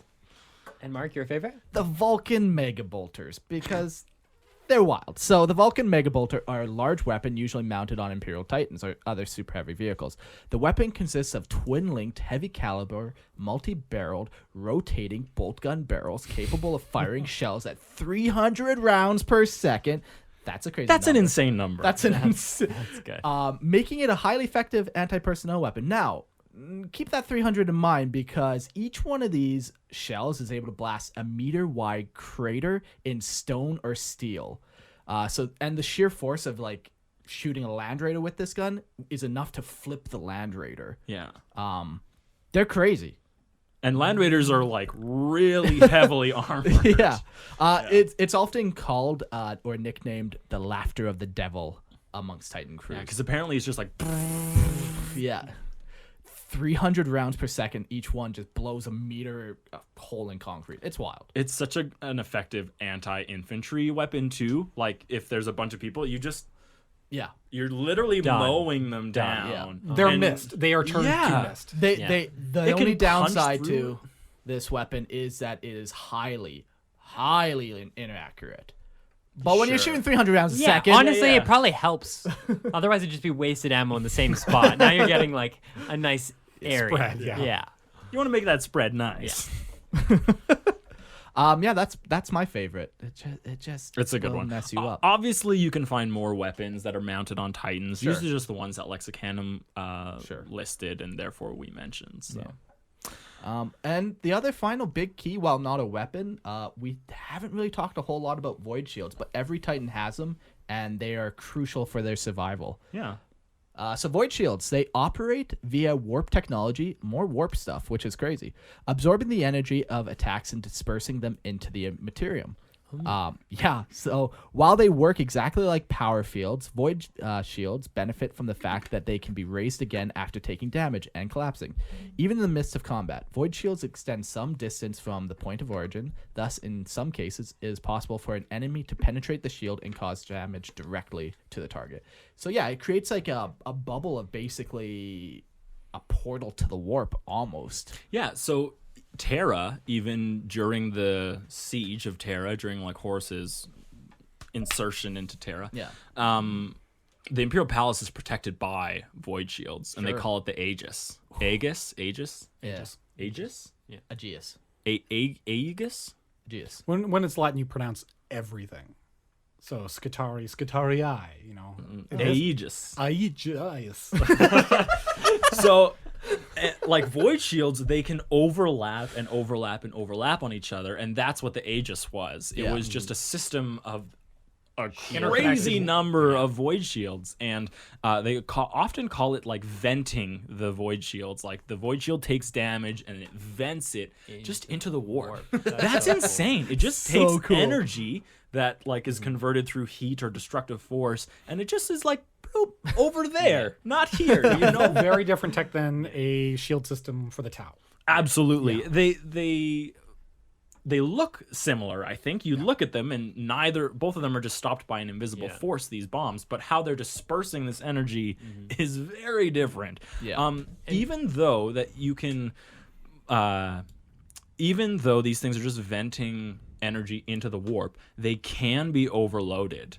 So you put enough destructive energy at one of these, at some point it can't put any more into the warp and it just fails. But then just like that thing said, you literally just like do a reboot, turn it back on, and now it's venting at like full capacity again. Void shields are wild. Yeah, they're so cool. Yeah, they're awesome. Are these the same type of void shields that are used for like intergalactic travel? No, you're thinking of Geller Geller. fields. Geller fields. Geller Okay, fields, yeah, sorry, they're different. Yeah, okay. You know what? Why don't you travel into the warp with that and find out how it goes? Oh yeah, I guess it would just disperse it right beside you. Gotcha. Yeah. That's nice. But all of those ships would have void shields on them. Yes. right? Because that's void like combat. this is how you Yes. protect yourselves. Like, Yeah, the ultimate way. yeah, absolutely. Like we can give you thicker armor, but in the end, what you really need is a device capable of putting things in the warps. Yeah. So because it's not in my backyard, you know, you put it in your neighbors, in your warp's backyard. Nice. Yeah, so that kind of covers all of Titan's war gear and stuff. All of it. Every little Yeah, detail. you won't need to know anything more about Never Titans again. after this. Well, let's move on to the next step. There's some weapons on the slides. There's the next step, heraldry. Wheel. You know what? What? You gotta leave it 10. Heraldry. Do you want to do your thing at the bottom first before? No, it's I don't know if we're gonna make it. all right, sure. Okay. I think we can make it. Okay. Well, then let's do it, Mark. We're risking it for the biscuit. Yeah, we'll go through quick. Heraldry is boring. There's really not a lot to talk about. Okay. Each Titan bears a distinct and unique set of symbols. The Titan legions use a complex and largely archaic system of decorations, icons, and insignia to record the machine's past. So let's talk about the crew and their uniforms. So Titan's crew appearance can vary greatly depending on which legion they hail from. Personal markings and decorations are often added to their uniforms, furthering their distinct appearance. So personal markings. That Yeah. means like their own deeds and stuff. Yeah, or their own heraldry, or maybe he just really likes this bottle cap, so he's fastened it to his shoulder. It's a good luck charm. Who knows? Like, it could be anything, right? Depending on the legion. However, across all legions, a Titan crew will have specific type of body armor. In addition to granting protection, it has two additional functions. It allows the cyberlink to the mind impulse unit, and it also contains the necessary power and life support systems. So do you remember? Sorry, go ahead. So the entire crew is somehow interfaced slightly to the MIU? The Princeps and the Moderatii, Yeah, and, Moderati. And Are there Princeps. Yes. no. Held on for a long time. You did. You did. Every single time you said it, I've looked You at had a you. good chuckle. Yeah. Yeah. But are the servitors also? They are hardwired, They're hard- slaved into the Titan itself. Yeah, I guess Yeah. that's a little different. Yeah, they aren't like in the mind, because the mind impulse unit also apparently creates this terrain that you interact with, like it's like a virtual reality. Okay. But they're not a part of that. Yeah. So. They just need to know. Oh yeah, the ammo's running low. Tell this guy. and Exactly. They, Yeah. they'll Okay. deal with it. That kind of stuff. Yeah. Crew's rank is usually displayed on a chest badge, and it will take like the form of a plain circle surrounded by a hollowed out geometric figure. So if you're looking at the slides, this is kind of what it looks like. Yeah, with the 12 cog teethed wheel. Yeah. Okay, so the Illuminor Caesaris model Yeah. that came out, what, like 8 months ago now? I don't know. like that. It's been more than half a year. It's been a Necron minute. That's right. He is. The Illuminor is drawing the life force off of another model on the base. Yeah. Is that a Moderati? Yeah, I kept on looking at that. Was that a Titan crew guy? I can't fully pinpoint exactly what that model is that he's, removing its flesh from, but for some reason I can only ever picture Titans when I see him. I don't know how to spell his name to even look at the guy. Aluminum Sibdoon. Yeah, that's fine. Okay. So I believe that it may just be another member of a Mechanicus Moderati crew, because when you look at the Rogue Trader set, the one with it was the small crew of Voidsmen, had the dog. There is a Mechanicus model included in there that has the same chest plate. Okay. So it makes sense that it is either a rogue trader who has learned too much and is having their spirit or whatever sucked out. Rogue Trader would be a very good fit for Illuminor for sure. That's my bet. Yeah. Yeah. I don't know. I saw it so many times and Do you own that model now? I do. I haven't put it together yet. Okay. So we'll talk about how they actually paint Titans themselves. Hull markings. Each legion has their own distinct colors and symbols. Titan hulls are richly inscribed and decorated, as befits these physical avatars of the Omnissiah. This grows more true over time as they are awarded honors for their performance on the battlefield, and their crews never miss an opportunity to etch a new commendation on the machine. The war engines also bear the personal heraldry of their Princeps. In the event of the Princeps' death, the old commander's emblem would be removed and the new ones painted in its place. The standard place for these heraldic sigils are, for Reaver-class Titans, the knee plates. Yeah. So... Warlords and stuff will have it on the Yeah. knees. Warhounds, I think they put it on the shins. So is yours on the knee, or is it Well, on the tilting plates? So mine is not a good example because You're different. I was a Mary Sue with my Titan, and I added it to a night house like a fool. Right, yeah. Yeah. I remember that. But his, like, on the left Yeah. tilting plate, Yeah. you have, like, the symbol of the night house. Yeah. And on the right tilting plate, you have the symbol of the horse. Yeah, that's like his personal Yeah, so heraldry. that's what would be found on the knee plate Yeah, I of would most imagine. Titans. Yeah. Okay, Yeah. cool. Yep. And yeah, like they'll often paint like huge murals on Titans and stuff to, like, I don't know, show battles they might have fought in or honors that maybe they saved people. Who knows? But yeah, they're usually covered in ornate filigree. Ooh. Oh. Leapfrog worked. What an investment. What an investment. Let's talk banners. Now, a Titan will often fly many different banners hung from their hulls or just pieces of machinery, Yeah. really. Hung between their legs or hung off guns. Yeah, hanging from anywhere you can put a banner, they can put a banner. Yeah. You know what I mean? It's not that crazy of technology Right. to mount a banner. Other than the 3-day prayer it takes to actually do it. Yeah. So they hung, and these banners display the Titan's origin, history, feats, past, present, and all of this is what they consider essential information to what the Titan is, because they do build this history and this personality around the Titan, and they become just these singular, I don't know, beings, really, and it's just telling its story through the banners. Yeah. And some of these things are 10,000 years old. So they have a story. Absolutely, yeah. A whole history. Yeah. And you could probably follow the history by looking at the different banners and seeing the stories of what battle did you participate in.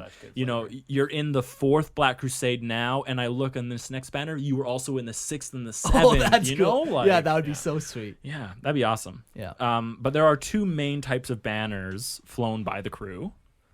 Then the honor banner is the most prominent banner flown from a Titan, and it bears the symbol of the legion it belongs to and displays the rank of the Princeps in command of it. It is also usually displays the individual Titan's honors and battles won. So if we look at on the screen, you can see 2 banners on the far right and then one on the bottom left. Both of those, I assume, are these honor banners. Yeah, this one is and this one is. Yeah, you see like the name, you see the symbol, Different of campaign the Legion. badges. Yeah, absolutely. Descriptions of what it maybe has done Yeah. or who's ridden in it. So Yeah. those are definitely the honor banners. And then the kill banner displays the Titan class kills attributed to the actions of an individual Moderatus. Yeah. So the kill banner usually takes the shape of a triangle with a top section bearing decoration used to differentiate each Moderati's batter, and the lower section listing the kills, usually in the form of skulls. So cool. these Moderati, they have control of individual weapons. Yeah. And so for kills with those weapons of Titan class things, they get a mark on their banner. Yeah. Yeah. So it's a little competition between the 2 of them. Ooh, left versus right. That's right. Yeah. That's cool. Yeah, so even in like writing about your Titan, and you can write about the different kinds of banners that it has on it and the different honors that it's participated in. How long has this Titan been around? How many kills does it have? How many different Princeps have ridden in this thing, Yeah. How does it feel about its Princeps? How does the crew feel about the Titan? So there's like, they're not just machines, I think. And if you learn anything about this from this episode, it's that these are Yeah. beings, really, that They- have they're grown. characters. Their Yeah. homes, even like the people in there, they don't live every day in there, but that is their home. Sure. And the Princeps might even live in there 24/7. Yeah, if he's in the ambient tube or whatever. So yeah, they're Yeah. gonna customize it and make sure it's how they like it. Absolutely. Mars pattern bed that comes down out of the wall. As it lowers, it like has hymns and oils that just leak Ryza from pattern it. bunk bed is down in the reactor room. Nice. Awesome.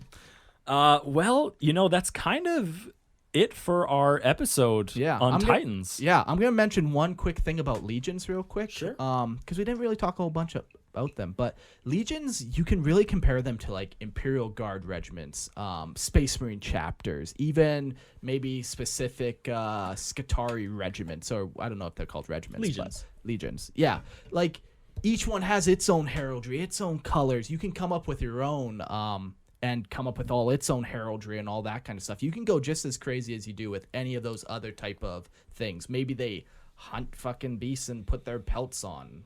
Who knows? But they're crazy. Drape your Titan in like a bear skin, but it's like a bear skin that's the size of a Titan that it Yeah. had to kill. Yeah. I mean, the roots of Mecca come from artificial humans, like the idea that you're creating and that's tied to the Greeks and Greek mythology and Hephaestus and the creation of so a giant bear. Yeah. It's not out of the realm of possibility. It's a space bear. Anything exists in 40K if you look at enough planets. Yeah. So, but before we actually end the episode completely, Colyn's gonna share something with us. Yeah, so if you would like to learn more about Titans or read for entertainment value, or you're considering maybe writing your own story, Which is what we always advocate for. what you can do is 4 books that you should consider picking up. Titanicus by Dan Abnett is probably the most widely known recommendation. It's a sprawling story, a lot of different moving pieces about a Titan battlefield, how it impacts different people, both in and outside of the Titan itself. You can also check out recent books, Titan Death by Guy Haley, Warlord, Fury of the God Machine by David Annandale. And then the book that I like the most for kind of my top 4 Titan-related stories, well, actually 5 would be Mechanicum from the Horus Heresy. You get some great Titan scenes there. I know I've talked about that book before on this podcast, but the one scene in that book, it just has like the warlord or the warhounds like on this line of scrimmage, and they're facing down a bunch of other Titans, and there's just this tension between the two as they're both like revving their engines at each other, essentially like just waiting for somebody to make just waiting for somebody to make that first move, and then when they do, all hell breaks loose. It's one of my favorite scenes ever. The demilitarized kind of line that if you cross over, heresy officially begins. Yeah. So who's willing to make the first move? Yeah. Well, spoiler warning, that line is crossed. What? In 40K? Yeah. But the tension leading up to that moment where it's like he's reaching it, 30 clicks, 15 clicks, 2 clicks, and then they're skirting along the line, running alongside each other, waiting for one to pull the trigger is bombastic. And that would probably be one of my favorites. Either one or number 2 would be Imperator Wrath of the Omnissiah, which has the story that, it's about living within the Titan. The whole story is set inside. And then how forces of chaos try to break in. The Imperator Titan also has one of the best names. It's the Cassus Belli, which just sounds cool when you're reading it. And the and the Magos who commands it is Magos Dominus, Militaris, Jauzanus, Scatara, Zilaracus, Exasis. I thought I could get it on the first try. It was close. It was close. Who commands the Scutari and inside the vessel. So some great books: Titanicus, Imperator, Titan Death, Warlord, and Mechanicum. All Nice. great reads. Very cool. All right, everybody, that's your homework for the next time. Yeah. Everyone has to read those 4 books. And before we actually end the episode, though, we want to take a moment to thank all of our newest members of the Imperial Tithe. Yeah, it's been sweet, man. People give us their money. We love it. We appreciate it. Yeah, so I'm going to go through the list. Please save all your applause to the end. So thank you to Alistair, Hex McCall, the Superior Southern Mark, Michael, Votia, Teteria, Epsilon 113, Rowan, Garrett, Jonathan, Dallin, Alex, Ryan, Javier, Timmy Thick, Per Overland, B-Man, Ezekiel, Carl, Dorian, Ray, Rory, Primaris Captain Laquifa, Gross. Shiv Paul, Calm Exit, Cairo, Tetra 45, Mice and Gods, Oliver, Stefan, Von Dam, Alan, Logan, Cody, Michael, Frank, Loud British Man, Matt, is that you? Aaron, Josh, N, Alex, Michael, Austin, Carl, Ryan, Mark, Argyle, GG Sanchez, Tyler, and Michael. Thank you guys so much. That's awesome. Thank you for all. contributing to the show. It's great to know that you guys find value in this. So. Yeah, no, it's nice. Thank you all. You can support the show in other ways. Go check out our Redbubble. You can buy T-shirts. Go check out Let's Talk. Go Hang out on our to Discord, guys. Discord's I'm nice. always very encouraged by what I see on Discord. I've been hanging out a lot more often there It's nice. these days, too. It's so. surprisingly not a cesspool. Like I don't I think am I've had genuinely to. surprised. I at think I've only monitored it, like done anything actively once on there, like Yeah. where I had to put my foot down, and be like, no, Yeah. you can't message me anymore. Okay, Eric. It was just he always answered when I messaged him on Discord. Anyways, there's so many ways to reach out to us, guys. I know you're sick of hearing us talk about it, but we like engaging with members of our community, and Seeing what you guys are up to. yeah, it's awesome. But because we're not the only people on here with lives outside of this, I don't even know what I'm trying to say here. But I'm trying to get a segue, but it's not working. I got it. Hey, I gotcha. Colin, do Hey. you do anything 40K related? Well, Micah, thanks so much for asking. I do actually. Other than being one of the most requested guest hosts here on Lorehammer, you can find me online at coldopenstories.com. Otherwise, at Cold Open Stories across all socials.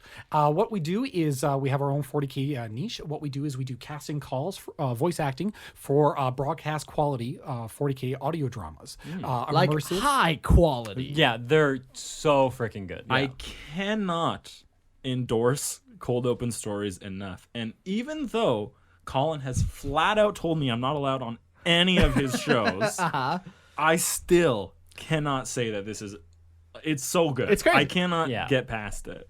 Thank you. It's way better than anything we've ever done. No, Colin. So remember that one time we did listener lore and that was like really good?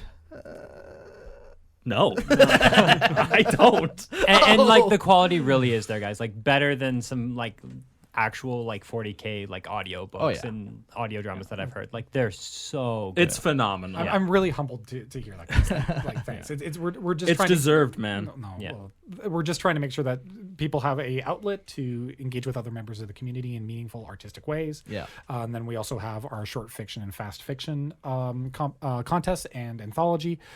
If you want to read what other members of the community are writing about Titans, we have some stories on the site there as well. Nice. And you can write Ooh. your own, and we provide editorial support as well. That's so sweet. when people That's submit, awesome. we're able to help people grow as writers. Nice. Yeah. No, it's awesome what you guys are doing over there. So yeah, everyone go check out Cold Open Stories. It's crazy. Yeah, we don't endorse stuff often on the show, but that's one of the few where I'll point people to anytime they show interest in like story writing. Yeah. So Mark just exhaled like, not me. yeah. Thank you guys. Hey man, anytime. It's been good to have you on too. Good to hear. Yeah. Thank you. It's been good. Now get the hell out of here.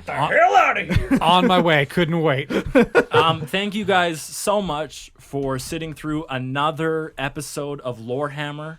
Brought to you by Mark and Eric. You can find us on Spotify. You can. That's all you can find us on. That's right. yeah. And You found us because you're listening. step 3, you did it. Good job. Anyways, thanks for joining us, and we'll see you guys on our next episode. PZ nerds. Have a good one. Ciao.